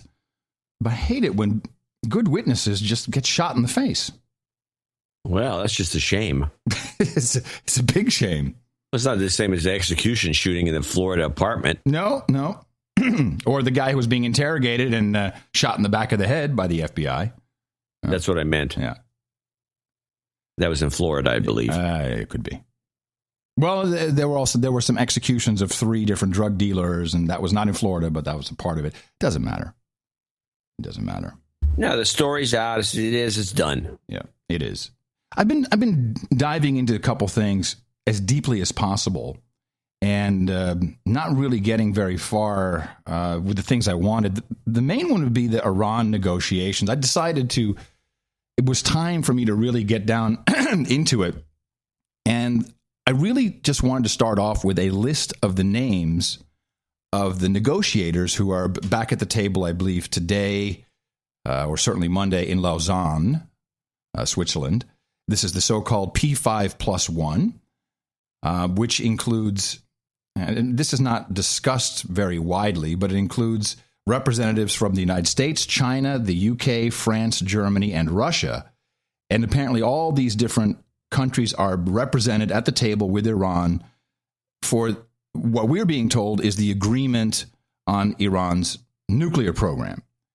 I'm glad you brought this up because something is interesting to me. When you watch this coverage of this thing on France 24, for example, it's like Alien compared to what the coverage is to us, with Kerry being in charge of the whole thing. Apparently, if it wasn't for him, nothing would be going on. And it just seems as though there's a disconnect on this story about what's really happening. It's just so what we're being told. Weird. Yes. Well, this is what I had. It's one of these no agenda things that even I have to catch myself at. And say, wait a minute, I'm doing this all wrong. I need to be finding out who is at that table, who are the negotiators, and what are they really talking about. Now, I believe that this. Especially if you look at who's in there, why does Russia have to be in there? Why does Germany have to be in there? Why is China in there? Why? Well, it must have to do with geopolitical issues that, on one hand, it must be dealing with Syria. Syria has support from Iran, has support from Russia. The Russians have the port there. In fact, here's a little clip. This is Assad did an interview with Charlie Rose, which will air tonight. And here is a little clip of that. Tell me about the sexuality. It's in your DNA. Sorry. Here it is. In a rare interview, the dictator of Syria appears to be... Oh, by the way, I'm sorry. Bashar al-Assad is not a dictator. That would imply that he seized power, that he was not democratically elected. You can say what you want about the elections, but dictator, I believe, is a false premise. Would you agree?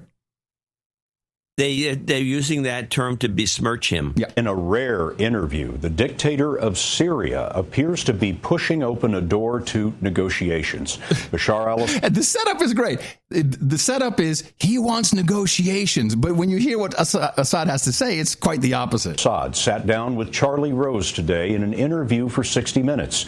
Charlie asked Assad about Secretary of State John Kerry's recent comment that the U.S. is open to talking about an end to Syria's devastating civil war.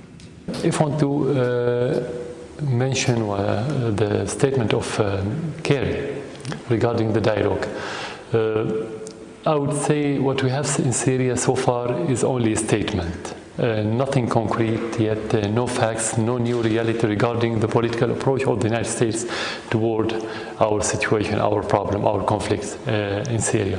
But as principle, in Syria we could say that every dialogue is a positive thing. And we're going to be open to any dialogue with anyone, including the United States, regarding anything based on mutual respect. What kind of communication is there between your government and the American government?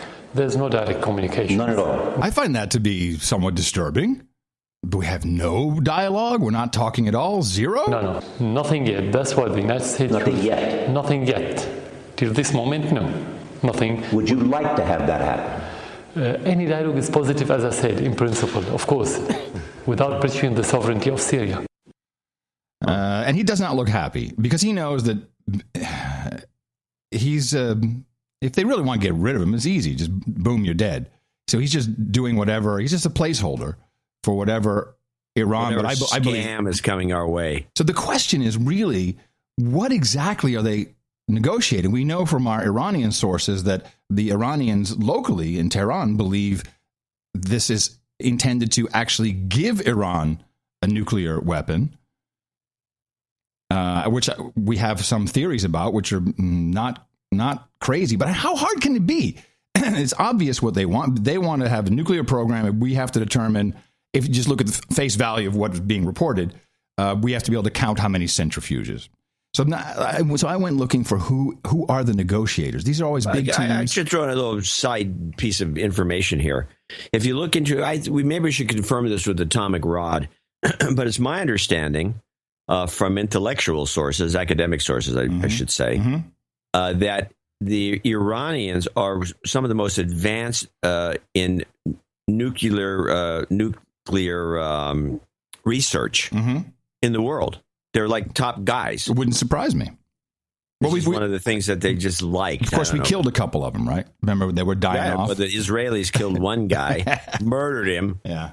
Because he was one of the top guys, but apparently it's a very promising program. I don't know what they're up to. So I have a list of a few of the negotiators, the ones who were there, but because I'm looking for industry, business. I'm looking for an oil guy. I'm looking for anybody who somehow is involved in something that wouldn't necessarily need to be at this if just talking about sanctions versus nuclear centrifuges. So here's what I found. Mohammad Javad Zarif, he's an Iranian diplomat. Now, it's always interesting to see, and this is all based on the Book of Knowledge, Wikipedia. So he was at the University of Tehran. Then he was permanent representative for Iran to the United Nations. All that seems okay. But then he was head of the UN Disarmament Committee in New York. So he lived in New York for a while. He studied at, let's see, at age 17, he left Iran for the United States. This guy hasn't even been there, I guess. Drew College Prep School. Then he went to San Francisco State. Graduate studies, Graduate School of International Studies, University of Denver. So seems to be a bit of a shill. Then we have Ali Akbar Saleh. And there's a number of colleges in Colorado. Oh, they're all spook colleges. That are all spook colleges. And I've never heard of University of Denver, so I have to assume that it might be in that category. Well, it's the Wikipedia, so who knows? Ali Akbar Saleh is head of the Atomic Energy Organization of Iran, so it may make sense that he is there. He was also the Iranian representative to the IAEA, that's the International Atomic Energy Agency, and I think he also had an interesting scholastic career. Yes, received a Bachelor of Science degree in Mechanical Engineering from the American University of Beirut in 1971. PhD in Nuclear Engineering from MIT. Okay.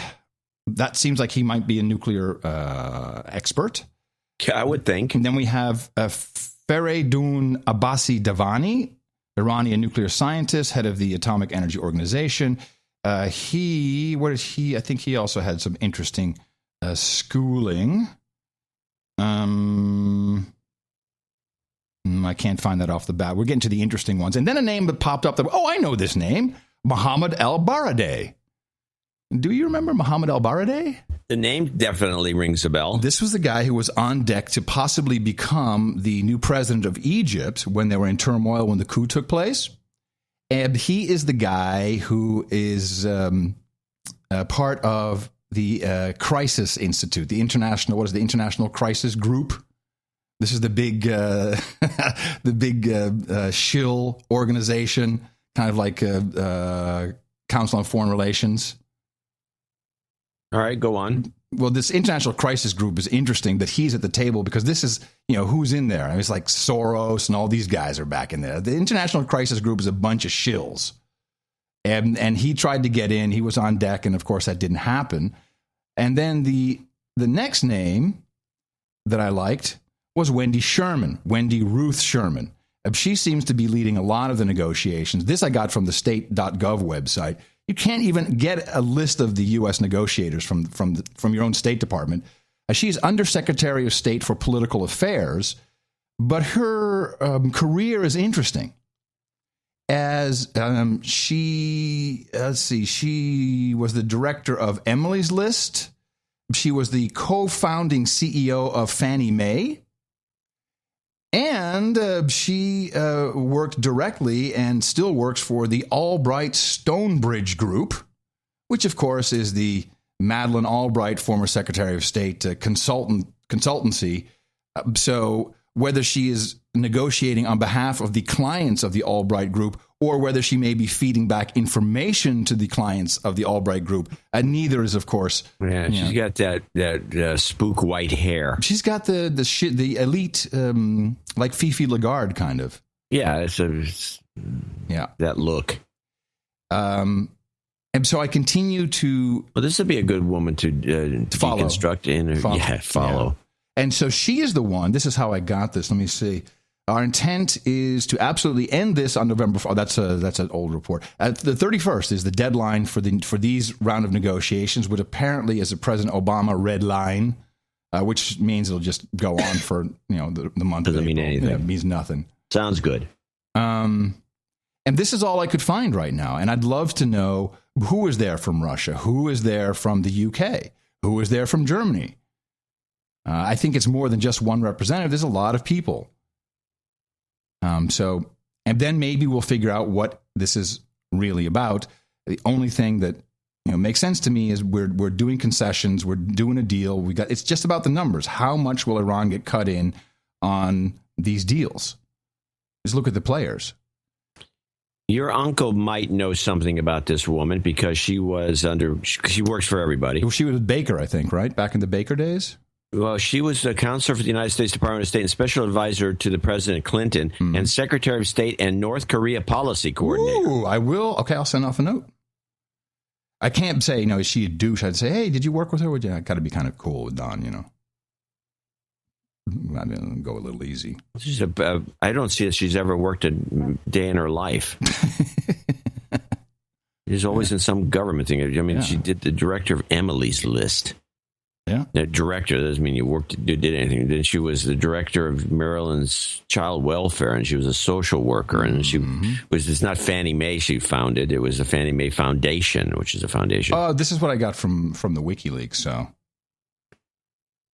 she is a careerist, government worker, official, elite representative.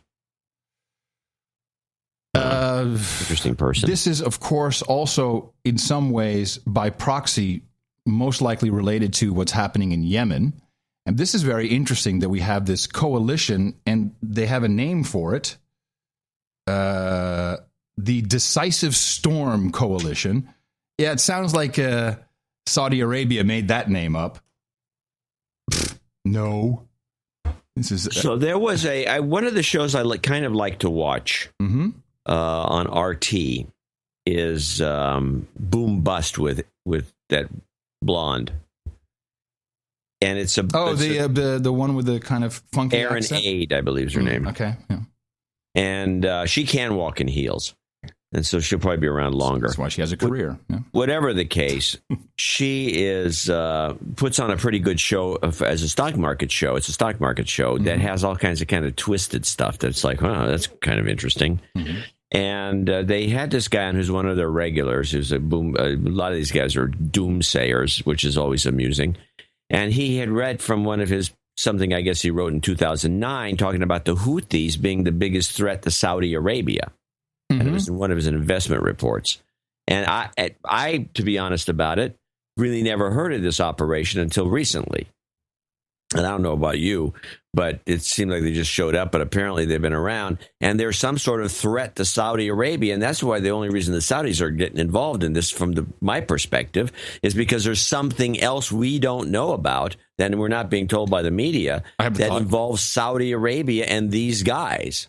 And the other thing about the Houthis, I have a thought. They always say, everybody in the media, everybody, and it started off as believed to be sponsored by Iran, believed to be. Now they say they are sponsored. They're Iranian front, which I don't believe. I don't believe it. I don't believe it either. I don't believe it either. The only similarity is that they're both, and here's the kind of a kicker: they're both Shiites. But the guy they ran out of town, he's a Shiite. So that doesn't wash. There's something else going on. This whole scene. I have a geopolitical theory. Do you have a clip here that I want to play? This is the Saudis versus Houthis. Yeah, you might as well play that. Saudi Arabia launched a new wave of airstrikes today against Shiite Houthi rebels in Yemen. They targeted a northern stronghold, an oil-rich area in the east, and the rebel-controlled capital. The Saudi press agency released this video showing Saudi Arabian Air Force jets bombing an airport today in Sana'a. A spokesman for the operation said the Saudi-led coalition is prepared to take further military action if warranted. There are no plans at this stage for ground forces operations, but if the need arises, the Saudi ground forces and those of our friends are ready and will repel any aggression. Meanwhile, 4 Egyptian warships are en route to the coast of Yemen to secure the strategic sea passage off of its coast. Yeah, there you go. That's what I found, and I think it would be a good idea for anybody who's listening right now, if you can, to just pull up a map. John, do this with me. Of Yemen, and very quickly you'll see the geopolitical, the strategic importance of Yemen. It's not about oil. It's certainly not about the resources Yemen may or may not have. It truly, now the new capital, I guess the Houthis have made this the new capital of Yemen, is Aden. Of course, we have the port of Aden, near the Gulf of Aden. And this is on the southern, not quite the southern tip, but the port is in South Yemen. It's a big one, and a lot of pipelines coming in from the Saudi Arabia, UAE, Oman to that port, and then they have pipelines under the sea out a little bit further where they have a big oil transmission station, so ships can load and then sail off. But if you really look at the geographic region, Yemen is right there at what they call the Gateway of Tears. I'd not heard this term. I love it.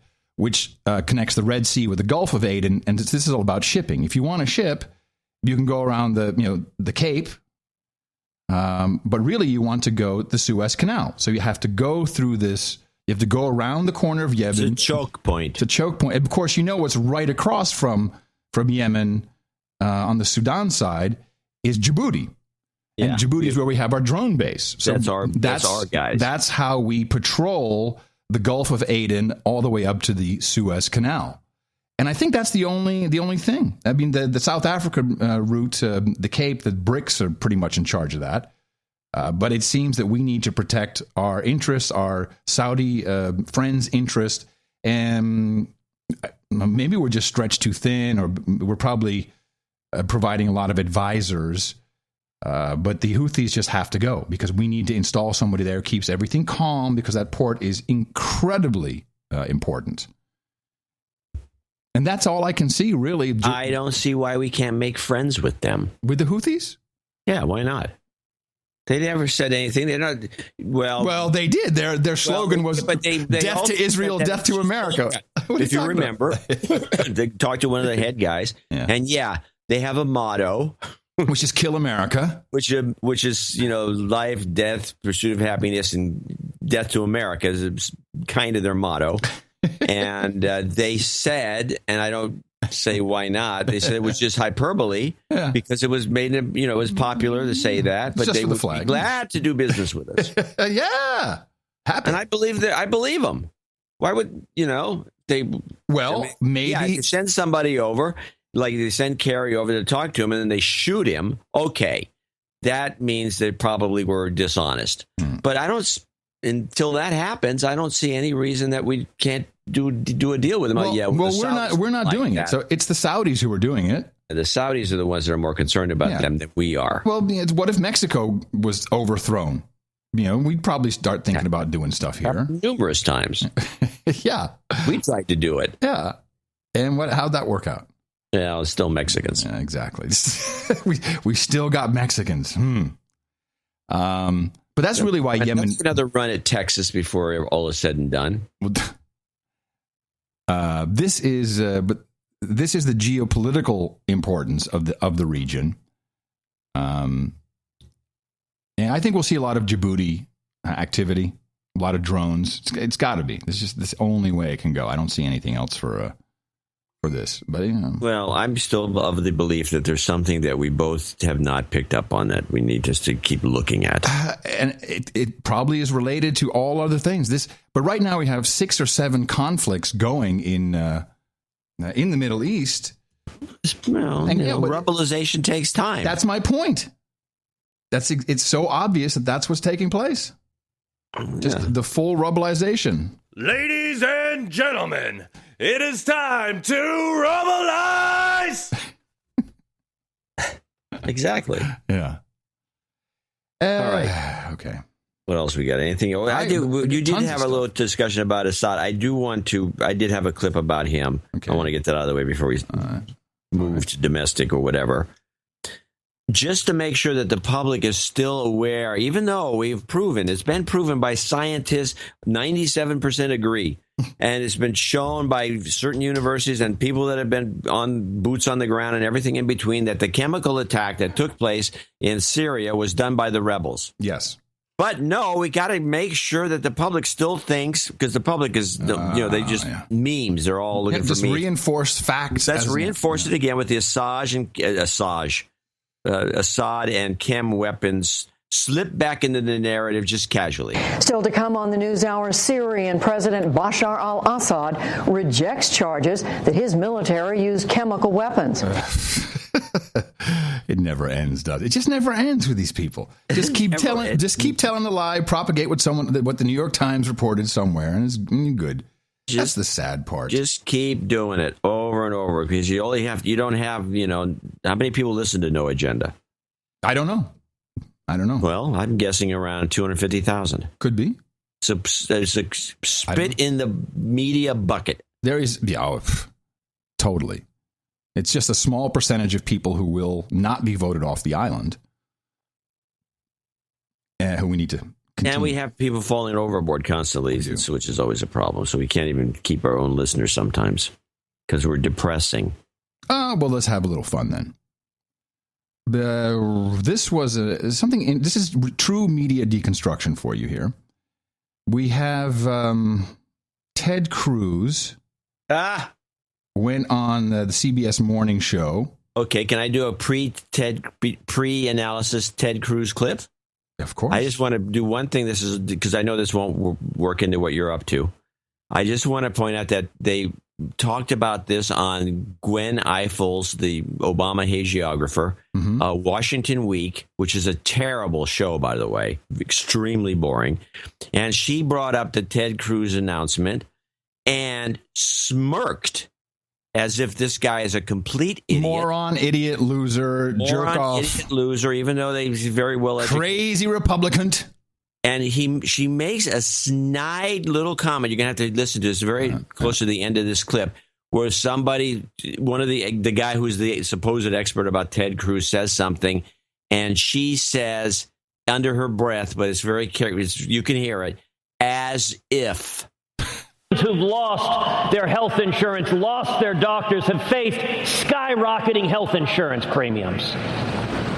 Imagine in 2017, a new president signing legislation repealing every word of Obamacare. But before he gets to run against an actual Democrat, Cruz has first to face down more than a few Republicans. So how is that shaking out, Dan? Well, I talked to one of his folks today, and they said, well, at this point, he's the only candidate, so he's kind of got a clear field ahead of him. As if. So for another couple of weeks, he's the only one. Seriously. As if. Right. And she had a smirk on her face after the clip, and she was just so like, this clown, oh, what a dork, as if.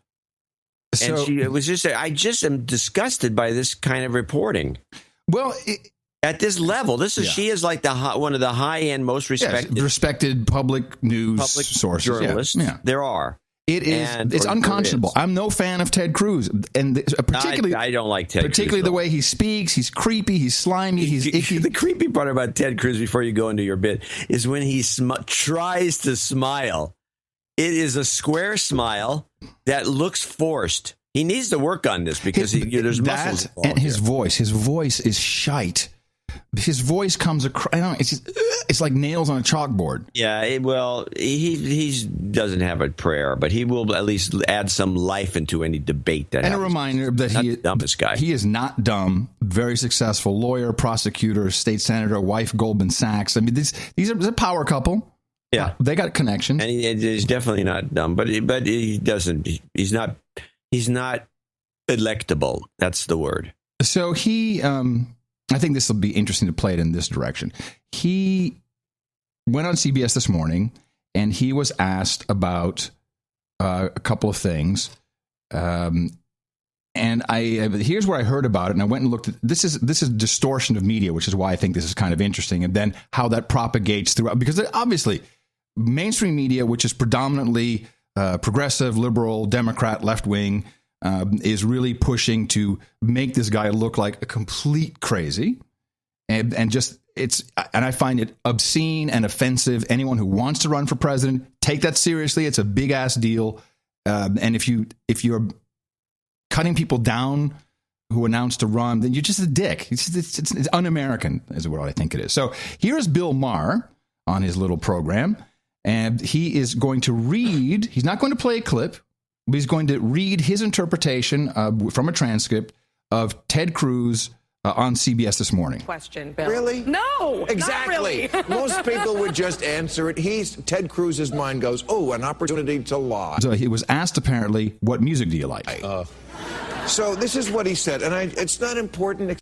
It is because it tells something about this guy. He said, I grew up listening to classic rock. My music changed. My music taste changed on 9/11. That's true.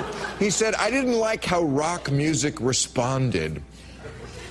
And country music, the way they responded, resonated with me. I had an emotional reaction that said, these are my people.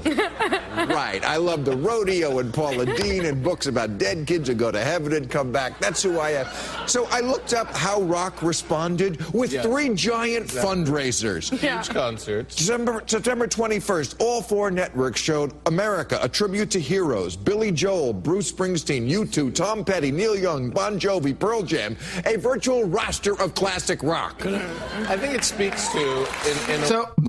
I thought it was interesting the way this was presented, and I want to deconstruct it so you can see how this works. I got the full clip of Ted Cruz, and it was a full-on question. Listen to the whole thing. Think if you believe he is sincere or not, and then Maher's interpretation only goes to money and free, money and benefit concerts, which doesn't necessarily mean, that they did a good thing. I'll get into that in a minute. Here's the actual piece. You just heard Maher make him sound like a douchebag. I know we've got to wrap it up, but I do have one more thing, because I see headlines where people say, who is Ted Cruz? So this is what I'd like to know. What kind of music do you listen to? If I came over on a Saturday night, what are we doing? What are you watching on TV? What do you do for fun? On TV, I just finished watching the 3rd season of House of Cards. That's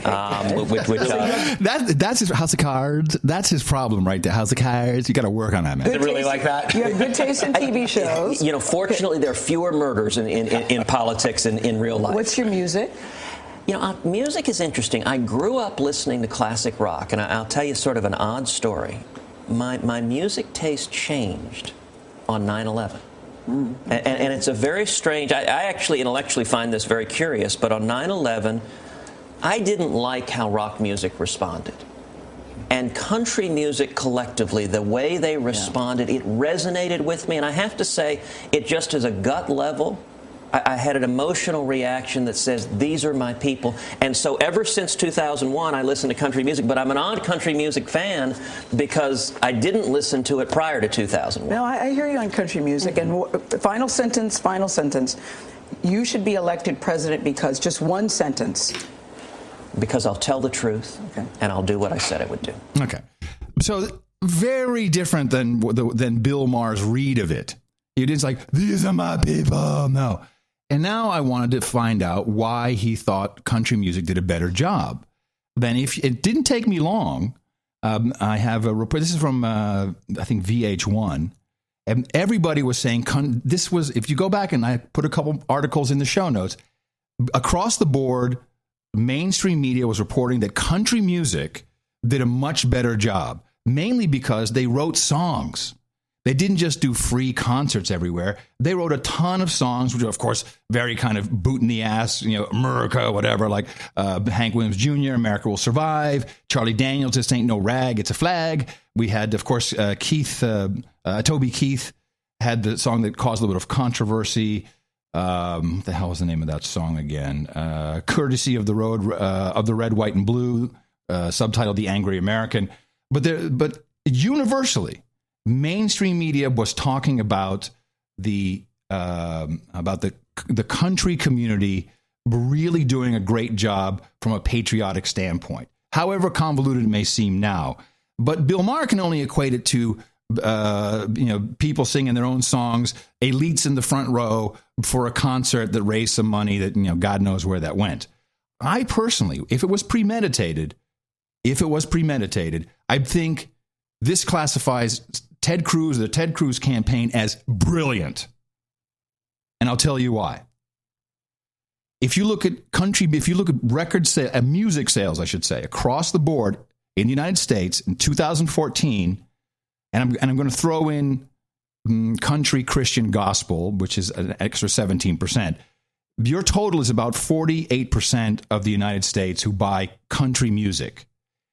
And you get country radio. This is what no one is seeing. Country radio is they still have disc jockeys. If you ever watch the Country Music Awards, they're all thanking radio. You never hear anyone at the Grammys say, thank you, radio. No. Country music, which is a huge percentage of the American population listen to it, they're going to love what he said. And he's going to be all over country radio. And they will support him because of this one interview and how it's been highlighted. And then you have the morons going on MSNBC. This is Ebony senior editor Jamila Lemieux. And here's what she said as she started off an interview, and they, of course, asked about Ted Cruz. And he says he likes country music. Nothing says, let's go kill some Muslims like country music. There you go. Good work. Nothing says, let's go kill some Muslims like country music. Wow. It was so bad, they had to issue an apology. I have a programming note. A few minutes ago on this show, a guest made a comment about country music. That comment was not appropriate, and we want to be clear, this network does not condone it. Oh, yeah. I guess they got some a little bit of a pushback. From the executives at the network. Yeah. Somebody called in and said, what the hell are you guys doing? You're skating on thin ice already at MSNBC. Just alienated half of the country. Yeah. Well, you didn't really alienate half of the country. You alienated about 1% of the country, which would account for the number of people that actually watch at MSNBC. You probably just alienated more people on behalf of MSNBC than they did. Well, this is true. The numbers are better. Yeah, this is true. Terrible. So I think it sounded pretty legit when it just came out. When he talked about that, I can understand it. It's a little strange. Well, he is a politician. Yep. And we can't forget that. Mm-hmm. And it's not beyond these guys, and he's smart. Well, that's why I think the country radio route is. I think genius. You're right. I think you're dead on. This was a scheme. It worked like a charm, and these counter efforts from Maher and the other people just made it better. Yep. Exactly. Yeah. Fell right into the trap. That's a 10-point analysis. Thank you. I'll be here all week. That was a good one. Mm. All right. Well, I got a little thing to talk about then. Yeah, good. There's two clips. Well, actually, first, let me play a clip. And this is a kind of a version of Ask Adam without, we don't need the theme. No jingle, okay. Oh, you could play the theme. No. If it's not real, it's not real. The clip, I'm going to tell you what the clip is, but let me set it up. This free food for zoo animals clip. Apparently in the San Francisco, at the Oakland Zoo, which is it's a great zoo to visit because it is such an old-fashioned, pathetic zoo. I mean, you go there and say, "Oh my God, these poor animals." And, there's mangy chimps that won't even throw shit at you, and they're all depressed. And when did you last go to the zoo? A number of years ago. Last time I went was with Jay, I believe. I haven't been for a while, probably 5-6 years, but maybe it's improved. I'll go check it out just to make sure. Could be. Yep. Anyway. So they came up with this program where people can bring their own fruits and nuts, and I guess just to feed the animals. They for the elephants mainly, and I guess some other animals, and so they put the animals away and they opened the pit area where the outside part, and they let people go into that area and put like a pineapple, a bunch of carrots, all around place so the animals can come in and eat it. And then you'd be like a gallery of people watching the animals eat the food you brought. Okay. And it seemed very popular. Everyone was very happy. Yeah. I was unhappy with the reporting for one simple reason, which you may or may not be able to identify in the report, but play the clip and you'll see what galls me. Once their work was done and the elephants brought in, people in the crowd got to watch the fruits of their labor. Most of the time you come to the zoo and you get to hope you see them eat something. And this time you actually get to put the food there. About 2/3 of the donated fruits and veggies goes to the elephants. They have the biggest appetite after all. But all the herbivores here at the zoo will get a chance to sample the donated fruits and veggies today.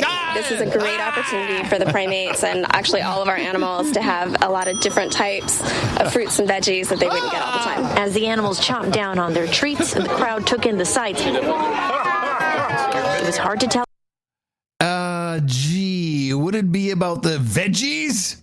Oh, God. This is not okay, man. This has to stop. So, have more kale, have more kale, have more kale, have more kale, have more kale, have more kale, have more kale, have more kale, have more kale, have more kale, have more kale, have more kale, have more kale. I think you will obey. That really works on me. I want to have some kale now. I would go for some. Veggies.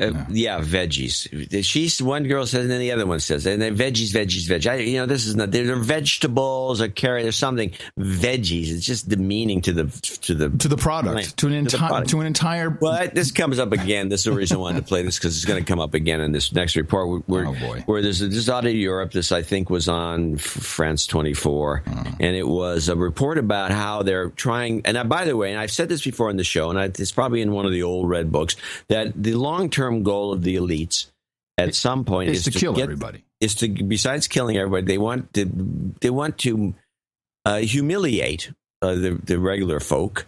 And I think one of the routes is to get them to eat insects as dinner. Yeah, this reporting on insects has been going on for a year or two. Well, about the protein and everything, yeah. By all the great protein, you should all eat crickets.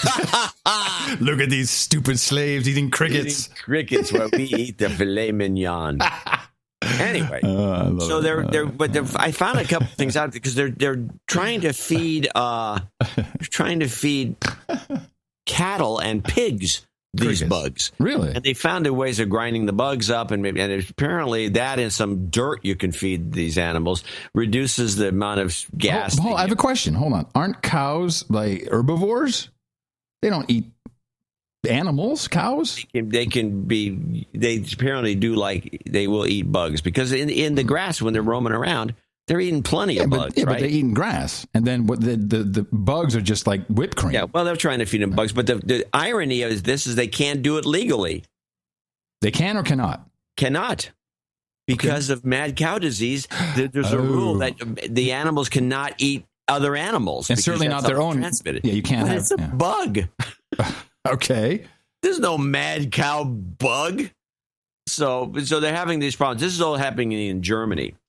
And meanwhile, the report continues and it discusses some other stuff which brings in more of the, I can just see it. First play clip 1, and then we'll get the bugs part out of the way. It's good for the health of the chicken and also to be less... Stop. This is the big joke.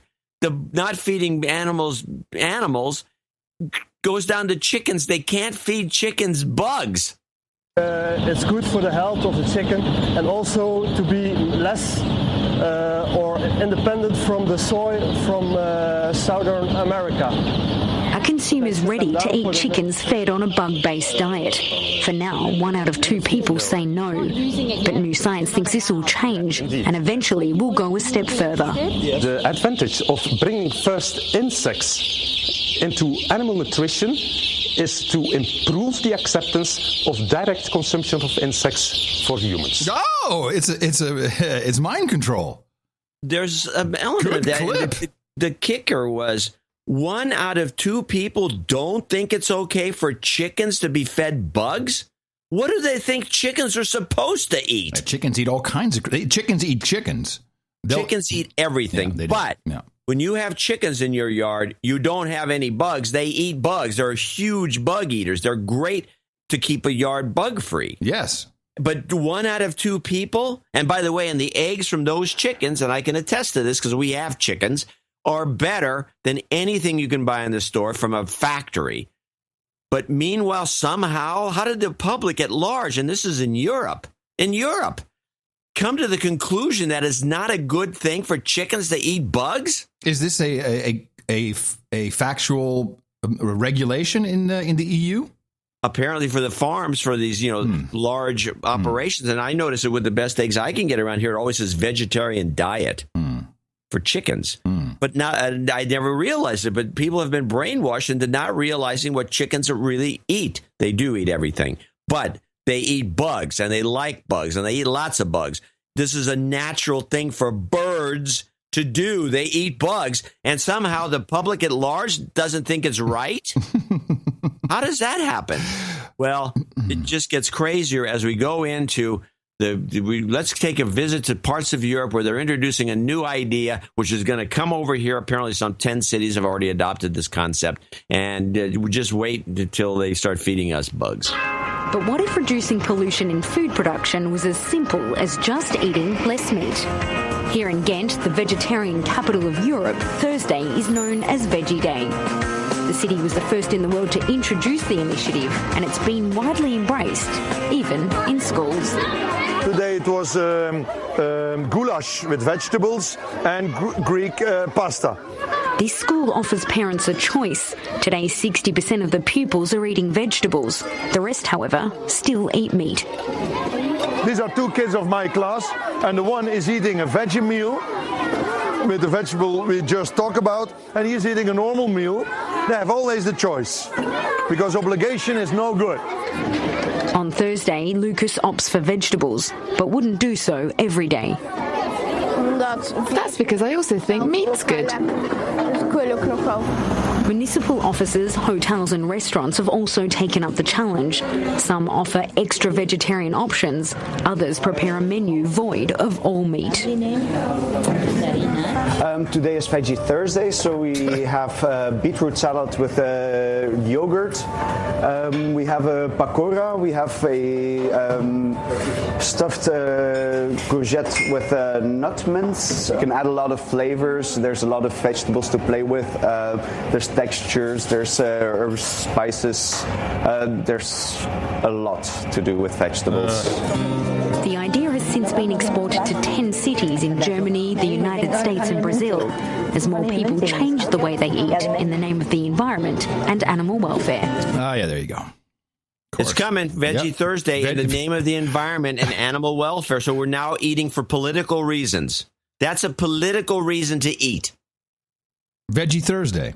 Veggie Thursday's coming to a town near you. I think it should be. It's in Austin within the next Why can't it be Veggie Friday? I like it. That's Fish Day. You're stepping on the gas. Soup. Sorry, my mistake. Veggie Thursday. That's going to collide with Throwback Thursday. It's not going to work with hashtags and stuff. I'm just saying that they need to evaluate the day they choose. But okay, the idea is set. I like that. Veggie. Sticking in Europe for a moment. By the way, I should mention this is again just another attack on meat eating by the elites. Yeah. Who want to keep all the good meat for themselves. Yeah.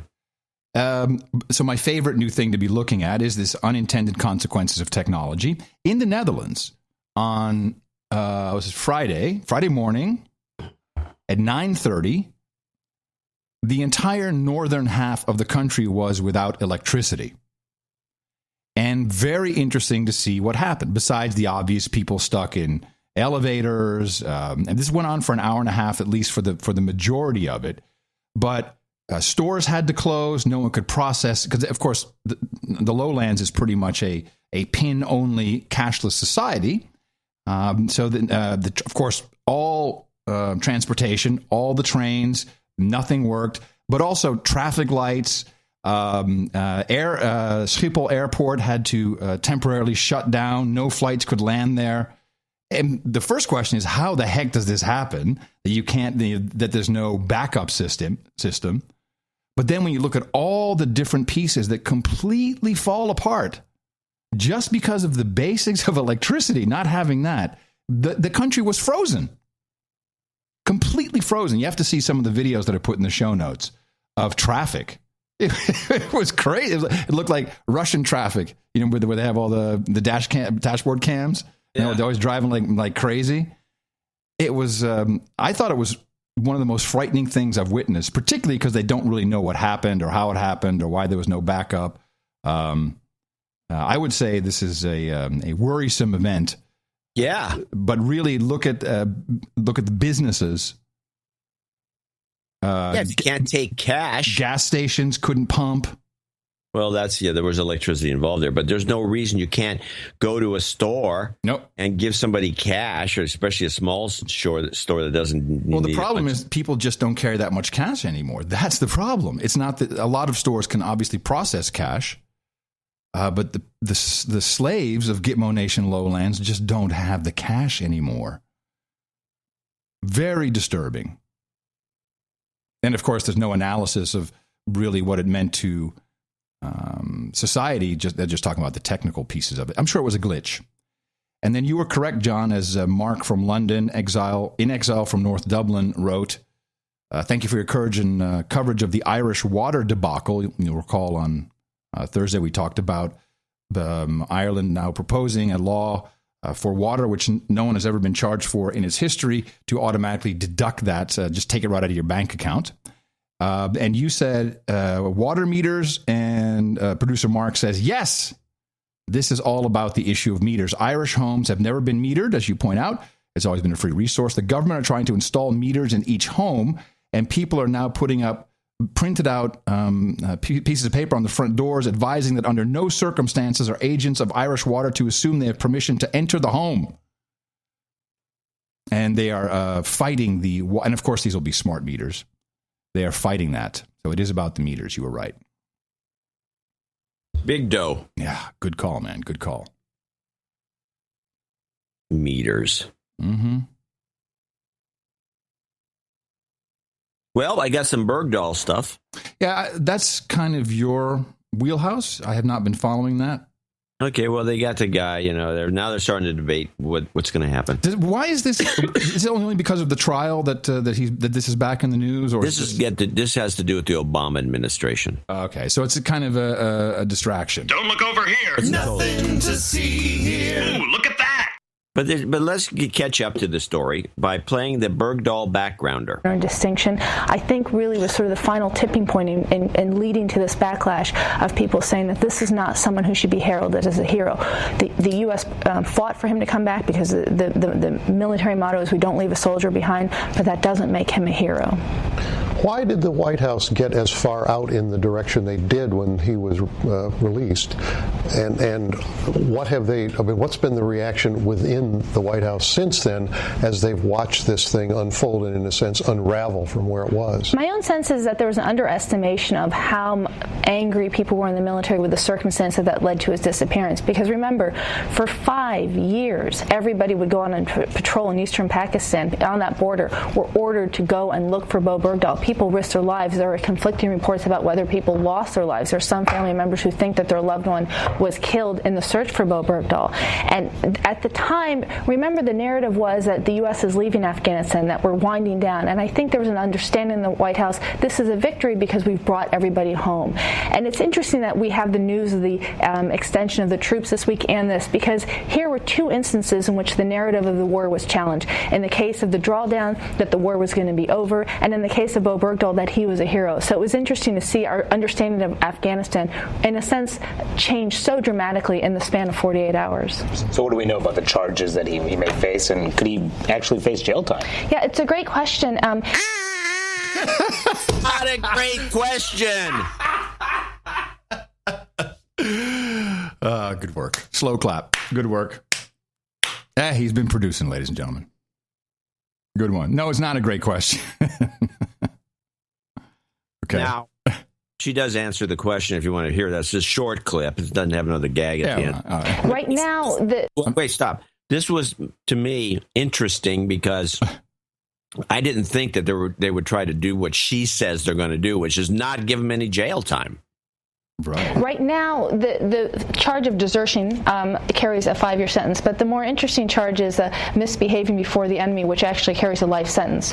The climate inside the Pentagon that I'm seeing is one that is not looking to put him in jail. Remember, he served, in a sense, 5 years in captivity, but that there had to be a sense of accountability. So it seems that the expectation is that there'll be a negotiation done, something. There's not jail time, but that he had to be, in a sense, held accountable, as much for him as sort of the expectation within the military community. Amen. Fist bump. I found that to be distressing. Yeah. Yeah, the fix is in. I'm trying not to report too much more. What are you eating? It's not going anywhere. What are you eating? You have something in your mouth. I can hear it. That's because I was coughing. I had to put something in my mouth. A lozenge? No. What are you putting in your mouth? A piece of black licorice. It's the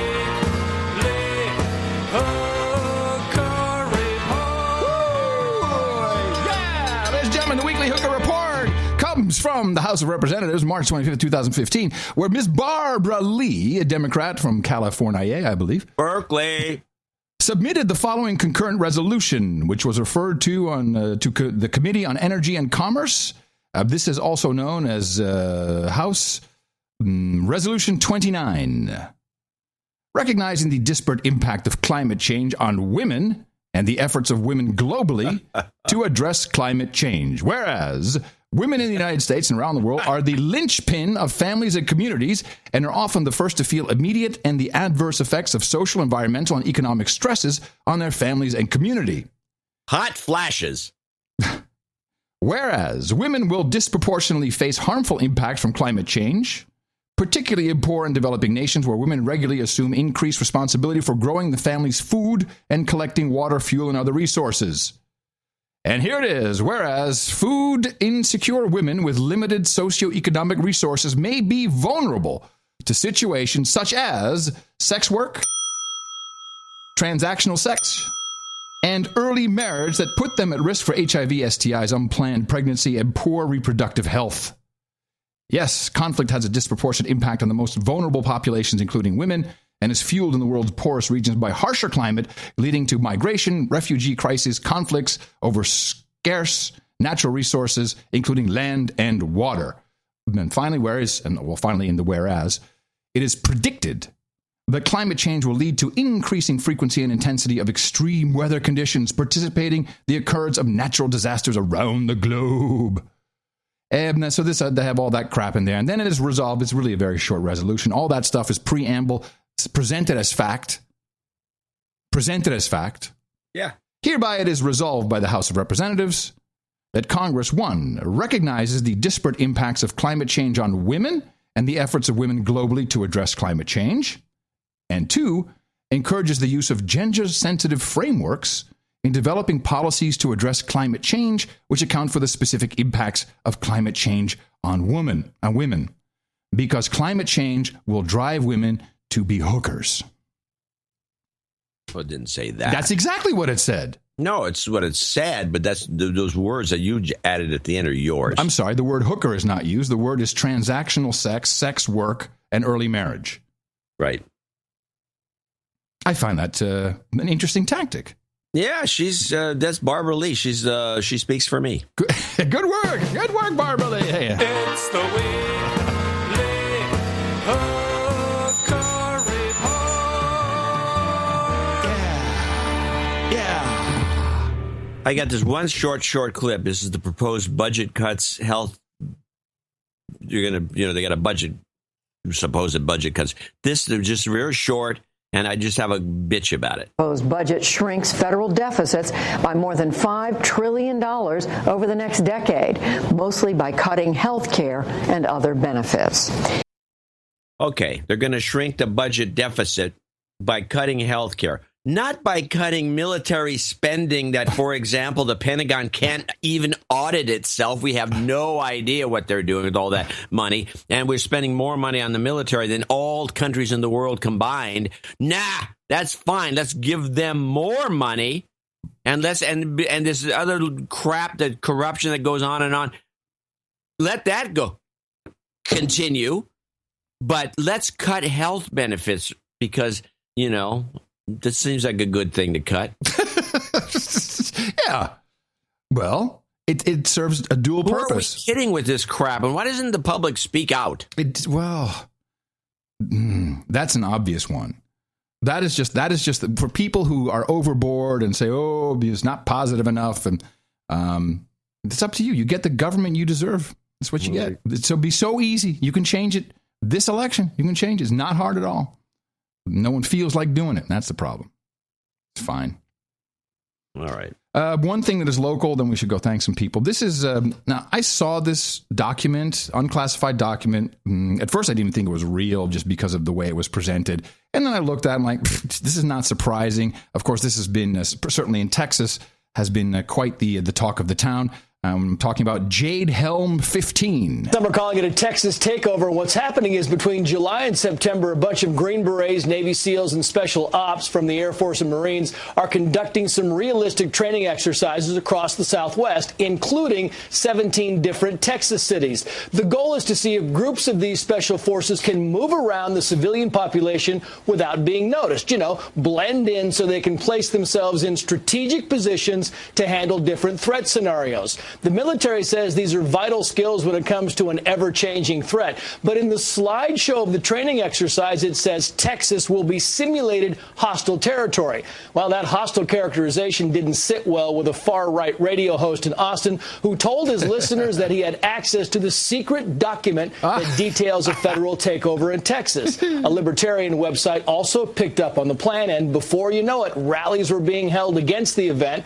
But apparently the so-called secret document was published weeks ago in several local newspapers, letting the public know the training was in the works. Still, the Pentagon and local law enforcement are trying to knock down the rumors, trying to let everyone know that the feds have no plans to grab the Lone Star State. Apparently this kind of stuff just doesn't play very well in Texas. It's real! It's real! It's real! I love it. I love it. I'm going to give you a clip of the day for that. Oh, well, are you sure? Yeah, because it's such a screwball story. I didn't know anything about this. Okay, well, I shall accept it. So it's educational. Yeah, educational. Clip of the day. And while we're at it. So what you're telling me sorry. Yes? is that these boneheads are going to, what are these guys supposed to do? Wander around? Are they going to be in uniform? Just blend in. Okay, Bruce. Oh, that haircut's beautiful, by the way. I like the white sidewalls. Let's just go around Austin, blending in. That's just right. Roam around. This reminds me of the Andronico store in downtown Berkeley. Mimi figured this out. There is some psychiatrist or a shrink somewhere who apparently his or her specialty is agoraphobics. This is all developed over years that we figured this out. What is agoraphobia? Agoraphobia is fear of veggies. Can't leave the house. You can't do anything. You're just kind of paralyzed unless you're in your own home.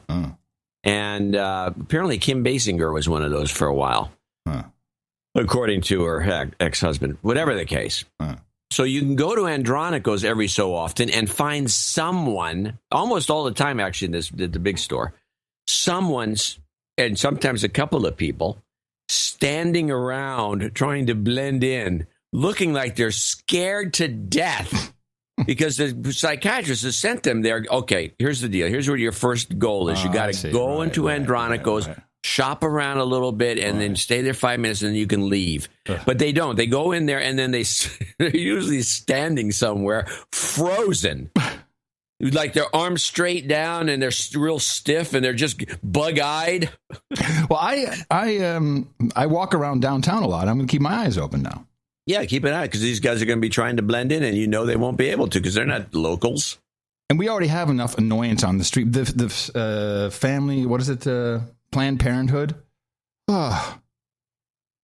Save the Children, whatever it is.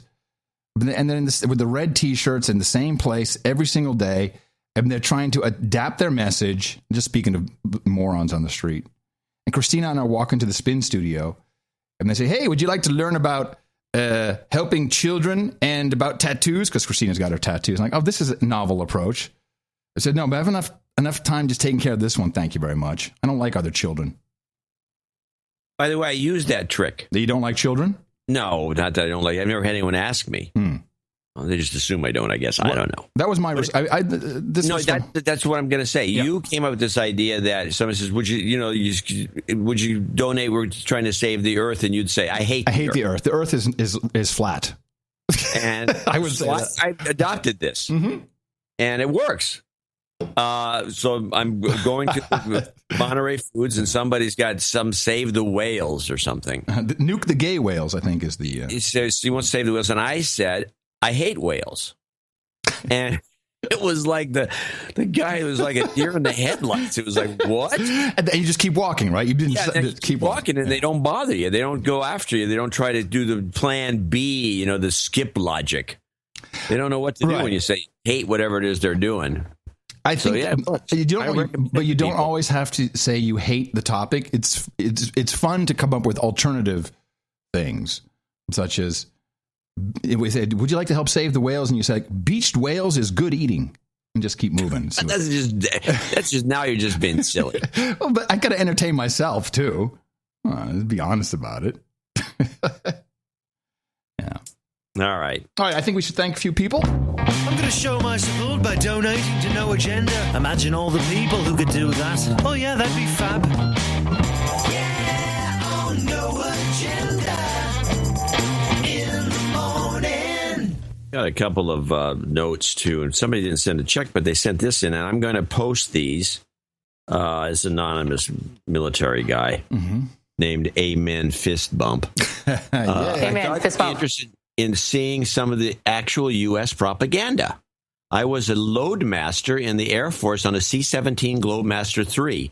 These are actual leaflets we threw out the back of the jet on airdrop missions in Afghanistan in 2008. And so they look like dollar bills, and they're all in Arabic. And so that's the trick. Hey, money. Well, it looks like money, but it's the same size and everything, but it's all in Arabic, and it's actually very decorative.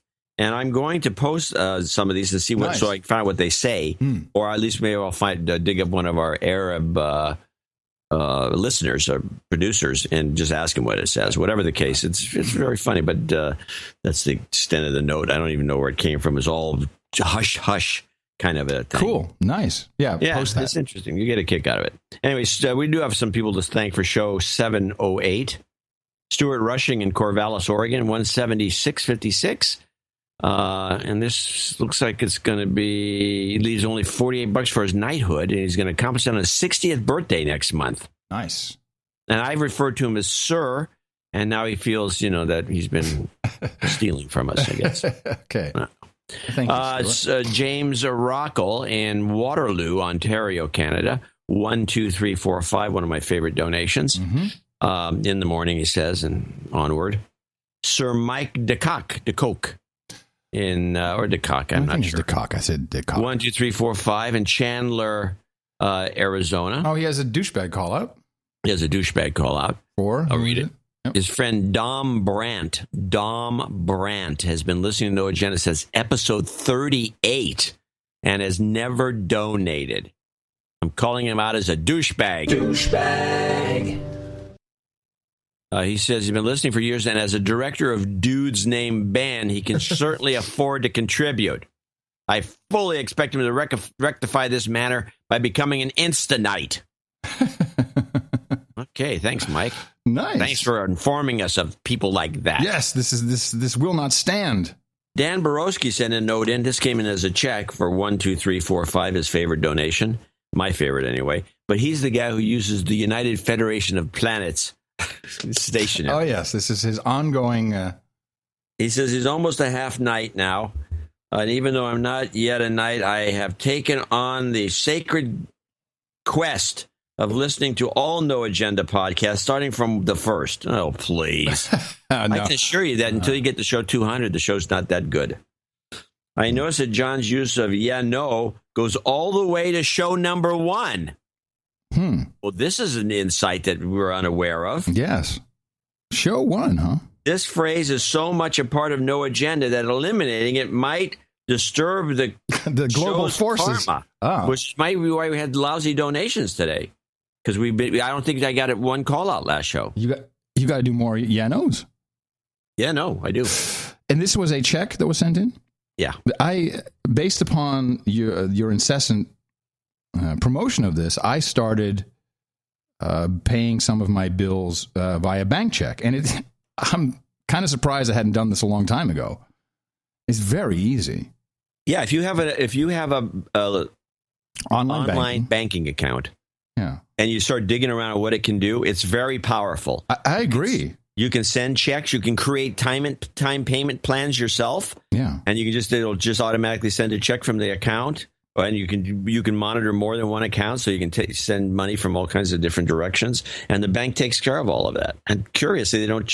It's part of the service. Seems to be free. I don't see any extra charge. It seems to be free. And some of these banks, send individual checks out. They don't bundle them, and which costs like 60 cents, I think, or more to process and put it in an envelope.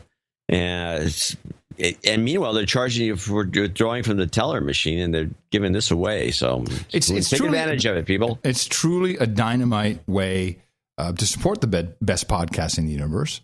Yeah. Well, he hand wrote a check, so. Okay, but I'm just saying that I started looking into it because I have a couple of. I kind of like sending out the paper checks, but now that I'm alone, no one's buying the stamps anymore for the envelopes. I got to go to the post office. Heaven forbid you'd go to the post office. Yeah, well, I do, but not anyway. Yes, post offices are great. I agree. Von Glitschka in Salem, Oregon. And thank you, Von Glitschka, for sending me that beautiful piece of art. Sent me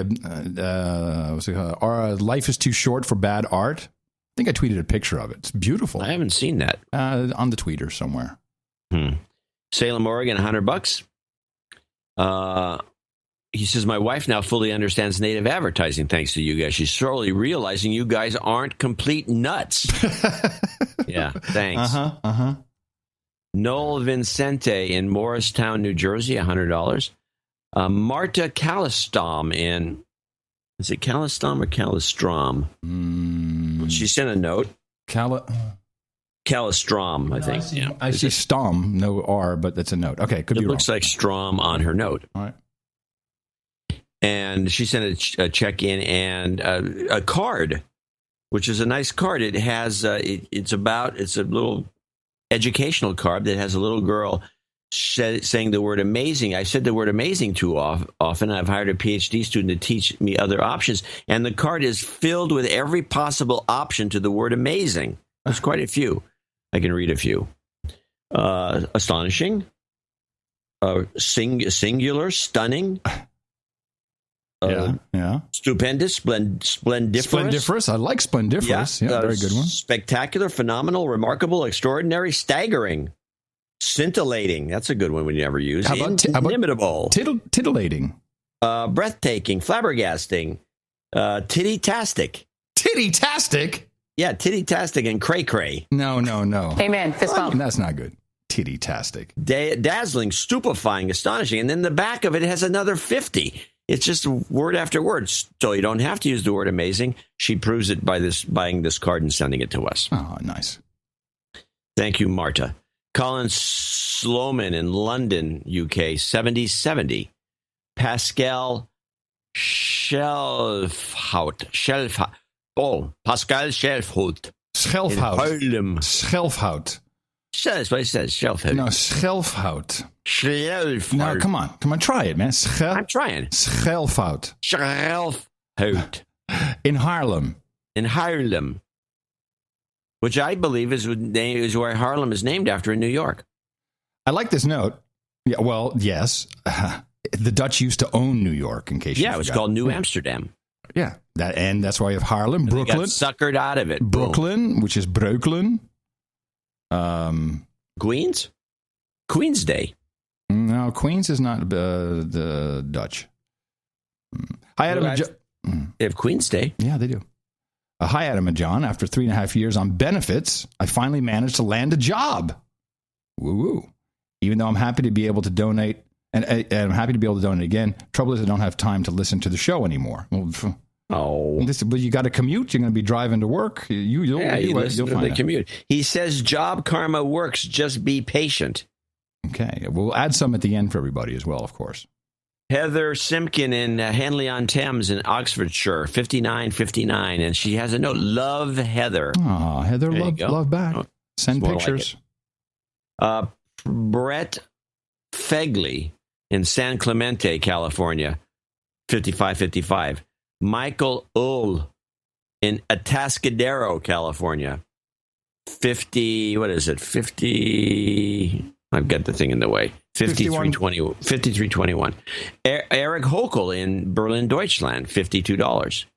And then we have Christopher Cavaletto in Williams, Arizona, 5150, and Sir Kevin Payne in Richmond, Virginia, 5069, and then the rest of these with a short list of $50 donors, including John Anderson in Youngsville, Louisiana, David Duvall in Malta, New York, Chase Tomlinson in Austin, Texas. You should have a meetup. Yep. Corey Noonan in Los Angeles, California, Ross Turpin in Troy, Kansas, Sir Peter to you, Totes in Parts Unknown, and finally Gerald in Nabonet in Union, South Carolina, and Sir Mark Tanner, who comes in a couple times a month, $50 from Whittier, California. Those are the people we'd like to thank for show 708. We hope to do better next Thursday. We got an extra day in there for people to get into it, and hope the show is still working for you. It's cheaper than a movie. And hopefully more valuable. I was just looking at some of the entries here, and I know what's going on. I'm seeing a number of donation amounts below the 50 level, which means we don't read out the names because most people want to be anonymous or they're on monthlies. And I think there's 3 that are tagged with Facebook. Oh, yeah. Well, I know what's happening here. Well, Eric actually points this out. And Mimi talked to me about this. Well, Mimi is running that. That's the funny part. Well, yes, Mimi is yes. She really? I'm on Facebook. I'm on the No Agenda group. Yes. No Agenda group. According, if you read the note on Eric's email, he says there's No Agenda group, which is always gossiping about the show on Facebook, but in a nice way. I like it. Yeah, it's more, a positive. I like group. it more than the. They're not saying we suck, or they're not. No, it's not like most of these groups always turn against us. That's the Reddit group. The Reddit group is starting to get ugly. Yeah, that would happen because they think they can do it better. Yeah. Generally, that's how that starts. Yeah. Oh, like these guys who did the forums once, and they decided to do their own podcast, and then the podcast deteriorated into that was different about our podcast. It was different. It was because they said, you're not participating in the forum. Well, no. Well, that's not okay. It's just too many. This is not right. Whatever the case, they're trying to get enough donations through or mentioning Facebook, which show up on the spreadsheet, and Eric will dog it, so they will all be mentioned. And the cumulative amount is supposed to be $1,000 so they can knight somebody, which I guess they'll auction off. I don't know how they're going to choose anybody, but that's what's going on. I thought it was just funny that Mimi seemed to be running it. I don't know. No, she told me about it when they first came. Somebody came up with the idea. It wasn't her idea. No, I think it was I said Marcus we could have a special Facebook donation amount that I can create a button for. And she said, well, they want to, collect donations on the Facebook site. And I'm thinking, how's that going to get to us? And then someone can write a check. It's just, nah. The way to go is to get a special button that's a fixed amount or open amount. We can make it just the same open amount. And you click on that, it always gets credited as a Facebook donation. Mm-hmm. I can still do that, but no one's at Facebook. I don't know. I don't go there.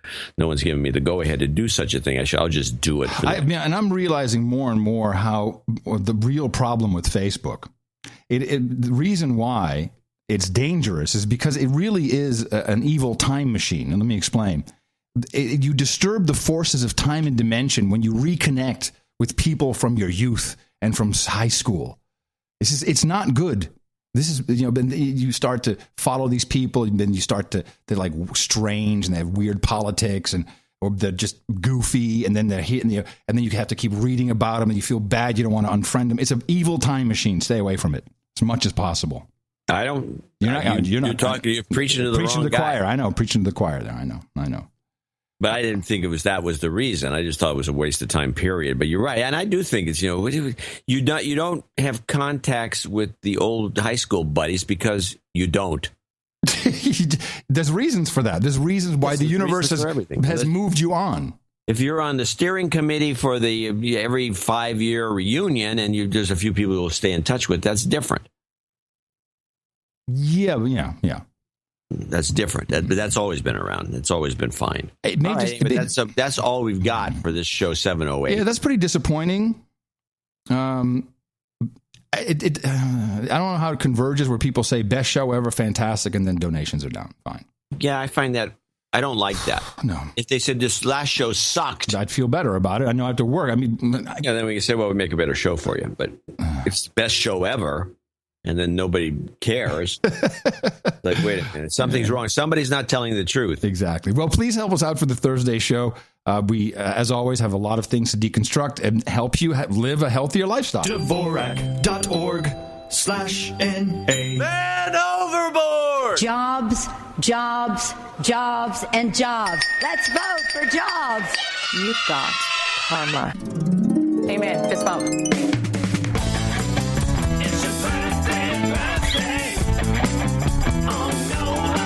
I got a make do here. Mary Walton wrote in and said, Tuesday, I made a donation No Agenda from the day's page, included a birthday request for my friend Kyle, and didn't make it on the air. So I'm hereby making good on that. And as we learned today, we had Michael Hintz. His son Desmond will be 2. And on the following day, the 31st, that's what his son is 2 today, Michael himself will turn 29.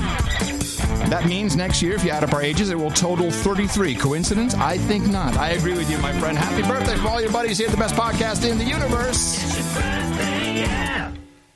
How does somebody turn 2 one day and then 29 the next? His son is 2 today, and his son is 2. I'm sorry, he turns 29 tomorrow. I'm sorry, maybe that wasn't entirely clear.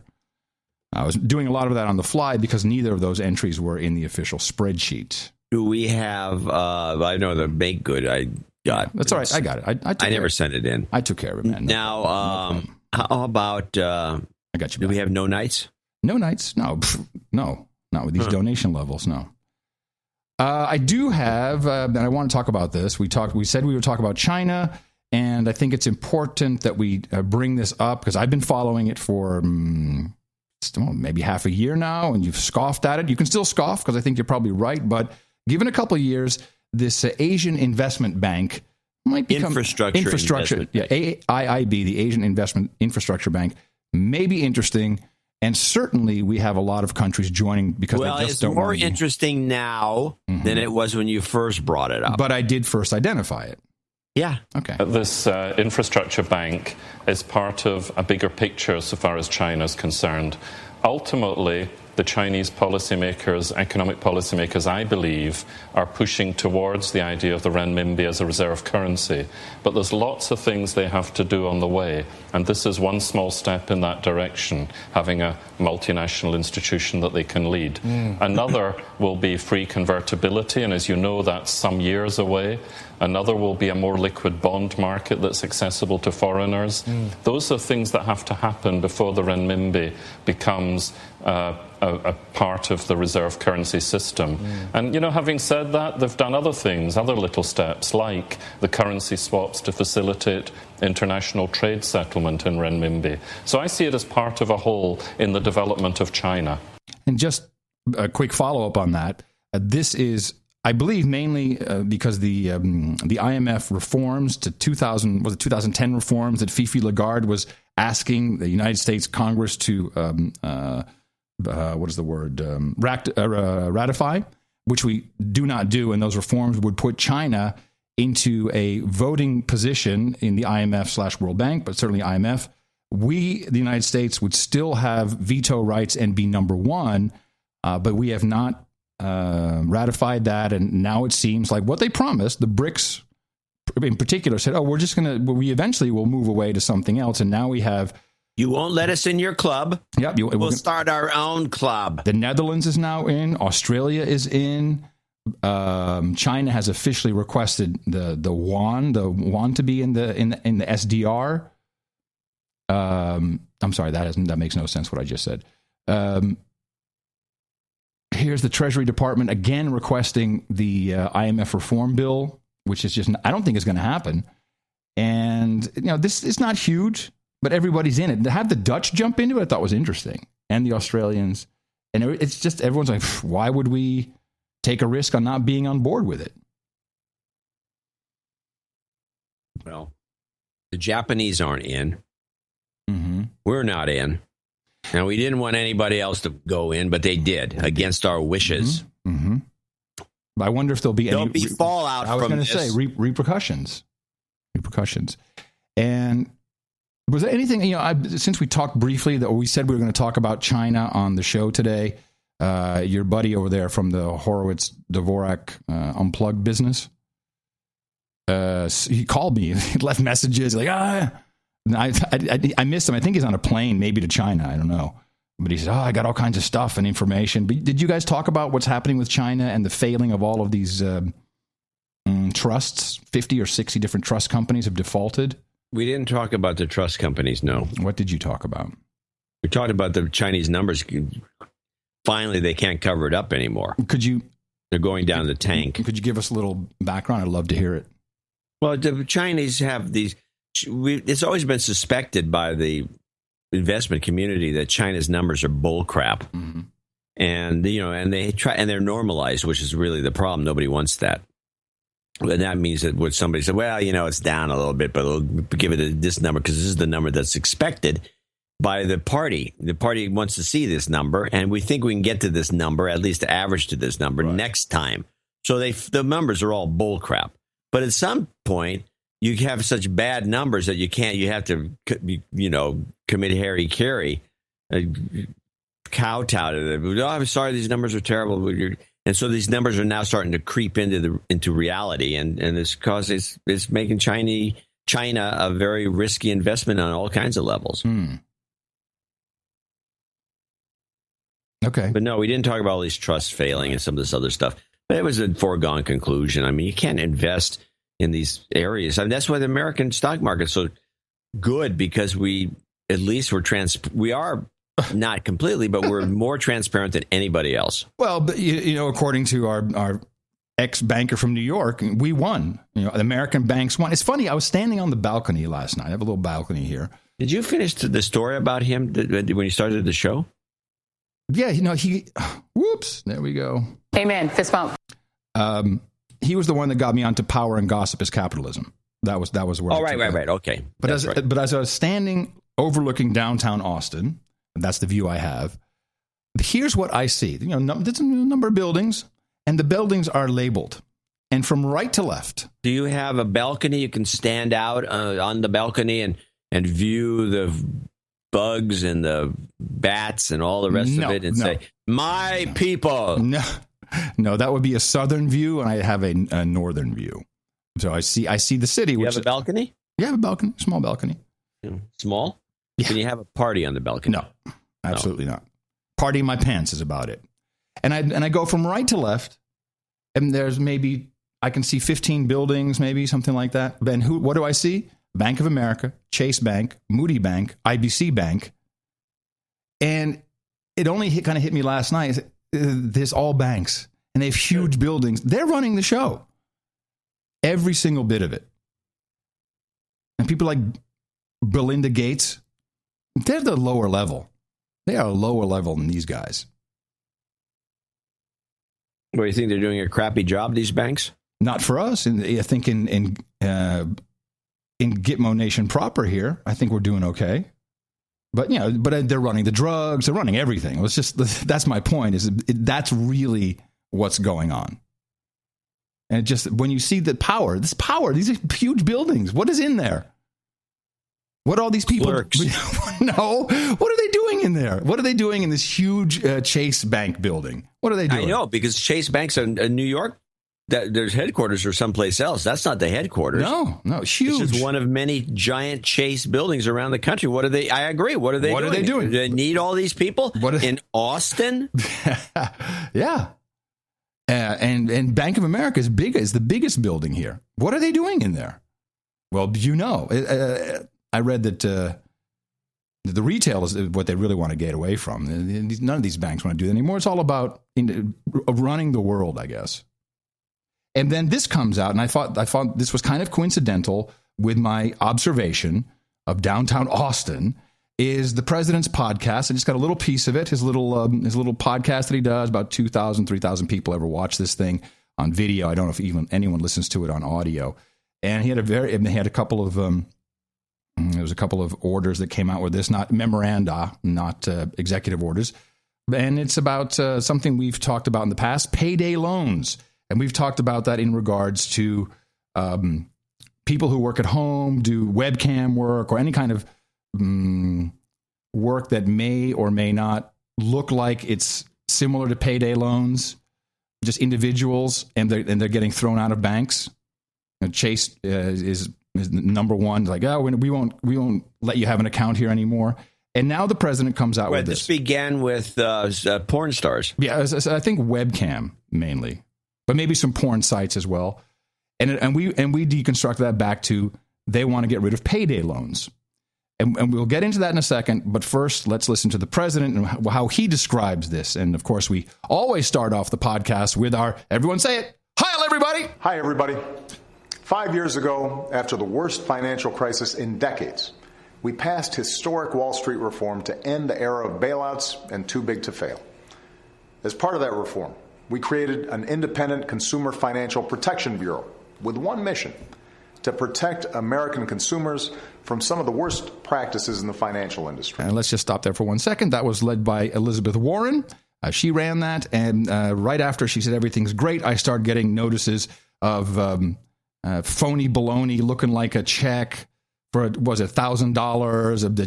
Just go ahead, just send us in. We'll give you $1,000. And what was the vig on that? 27% APR. The whole thing. She did. This consumer protection has done nothing. Nothing. For at least nothing we can see any evidence of. They've already put $5 billion back in the pockets of more than 15 million families. Oh, shit. I don't know where those numbers are coming from either. This week, they took an important first step toward cracking down on some of the most abusive practices involving payday loans. He actually named a company during his speech. Did he name a company, you said? Yeah, that's pretty outrageous. Let's go back. He targeted payday loans. Oh, that's an actual company name as well. Yes. Oof, wow. Let's listen to that again. You didn't know that. No, I didn't know. No, I didn't know that. Yeah. No, let's do it again. Involving payday loans. I'm going to go back a little bit more. That's pretty brazen. Involving payday loans.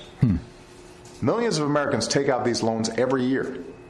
In Alabama, where I visited this week, there are 4 times as many payday lending stores as there are McDonald's. Another fine American institution. But while payday loans might seem like easy money, folks often end up trapped in a cycle of debt. If you take out a $500 loan, it's easy to wind up paying more than $1,000 in interest and fees. The step the Consumer Financial Protection Bureau announced this week is designed to change that. The idea is pretty common sense. If you're a payday lender preparing to give a loan, you should make sure that the borrower can afford to pay it back first. As Americans, we believe there's nothing wrong with making a profit, but there is something wrong with making that profit by trapping hardworking men and women in a vicious cycle of debt. Yeah, like student loans, as an example. Protecting working Americans' paychecks shouldn't be a partisan issue. I love that. Protecting Americans' paychecks. That's the meme right there. We're going to protect your paycheck. Let's just talk about payday loans for a moment, which I think you're probably more qualified to do that, John. Okay. What is a payday loan? Just so we explain. Payday loans began as a very interesting scheme where you have a bunch of debts or something and you're behind and you're going to have to pay a bunch of fees. You can take a loan out of your payday. That's kind of a pun. You take a loan out on the check that you're going to get, but today's Monday, you're going to get paid on Friday. Mm-hmm. And so you show some check stubs or whatever, and they'll give you a loan for the entire amount of your Friday check. So you're going to get $180 on Friday, and they'll give you the $180 on Monday, but there's going to be like an $18 fee. Right. It's the fees really that are. It's not the APR. The right. So when Friday comes along, you get your $180, and you have to pay back the $180 you owe these guys, but you can't because you can, but you're still going to be short $18 if you go by net. Right. And so that becomes so you only get to pay off some of the loan. And then so now you're going to be behind at least minimally $18 on the principal. Mm-hmm. And so now you have to go to the next week and either take out another loan or just wait till you get paid again. But meanwhile, it's added up to now you probably owe $36. The 18 plus an $18 fee. It's like a fee based, and there's some interest aspect to it. And it starts building up to the point where you never can pay it off, and you pay not just $1,000. A lot of people in the military have been, because they put these payday loan places up around these bases, and have been bankrupted by these guys. So what's interesting is the calculation that the president and this agency made is based upon the APR, was annual percentage rate. And what they say is if you borrow $100 on a payday loan with a $15 fee, so your next paycheck, and sometimes you have to write them a check, and they'll cash that check. Multiple ways they do it. The way they calculate the annual percentage rate on a $15 fee for a 100 payday advance, they say that's a 391% annual percentage rate. Okay. However, if you take their same math and you take a credit card, $100 credit card balance, your late fee will be $37 on average, which is a 965% annual percentage rate. Oh, that's okay. Yeah. How about your utility bill? If you're late on a $100 utility bill, typical fee, $46, results in a 1,203% APR. All this used to be against the law, and they had usury laws in place around the country. And the last state to void them, I believe, was Arkansas. I remember back years ago when you could get an Arkansas credit card, which was the best deal in town because they couldn't charge more than 3.5% or something like that. And this is all a joke, considering the cost of money based on the interest rates coming out of the Fed is near zero. Yeah. So this is all horrible. We used to be illegal. That is now all legal. Because there's no consumer protection. It was illegal for a reason, because this bullshit would happen. And half the dummies out there, they won't be, I'll pay next week. This sort of thing goes on because the public literally needs to be protected against this sort of thing, because at some point you don't get how complicated it is, and they make it. What do you think all the fine print is? Well, there's a huge document you got to sign. This is terrible. And Elizabeth Warren is going to promise to fix it. She's not going to do anything. Nobody's going to do anything. This is horrible, the situation we're in, and this is maybe what this guy went overboard for, because we're complaining about stuff like this. Live in a dream world. Yeah. it's. I think it was also the New York banker who told me we were talking about. Oh, of course, I'm just rolling everything out I can at him just to get it. We only have a dinner, so I have to throw as much as I can out to see what comes back. 10 minutes. You scare me. You have 10 minutes. You wouldn't play the clip. You play it on me. You never play it on yourself. I'll play it on myself. Less than 10 minutes to go. There you go. 10 minutes. Okay. Oh, I can save it for Thursday if you want. But it was really just, it was related to this, but okay, fine. No, you should finish it up. Nah, he said, because I was talking about auto loans. He said, we were talking about Uber. That's what it was. He said, they already provide auto loans. And he was just talking about the business in general.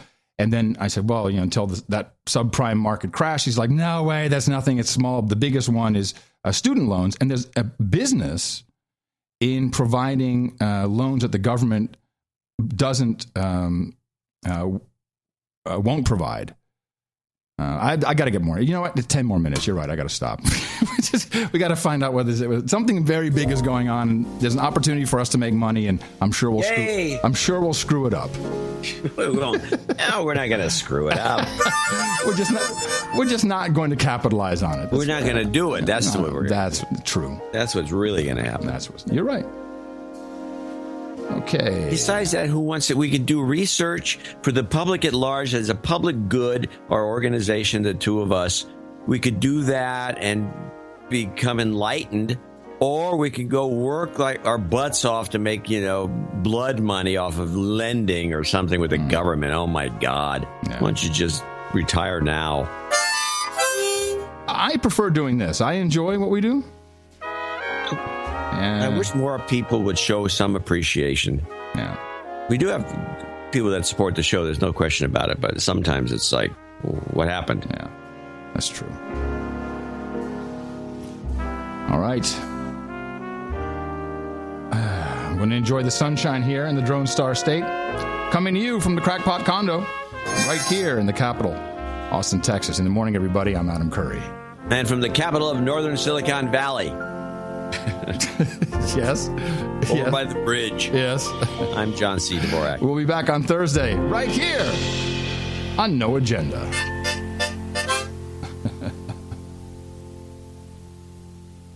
Man overboard! Allahu Akbar. Bomb them. We need to kill and bomb them. Bomb them. We need to kill and bomb them. Bomb them. We need to bomb them. We need to kill them and bomb them again.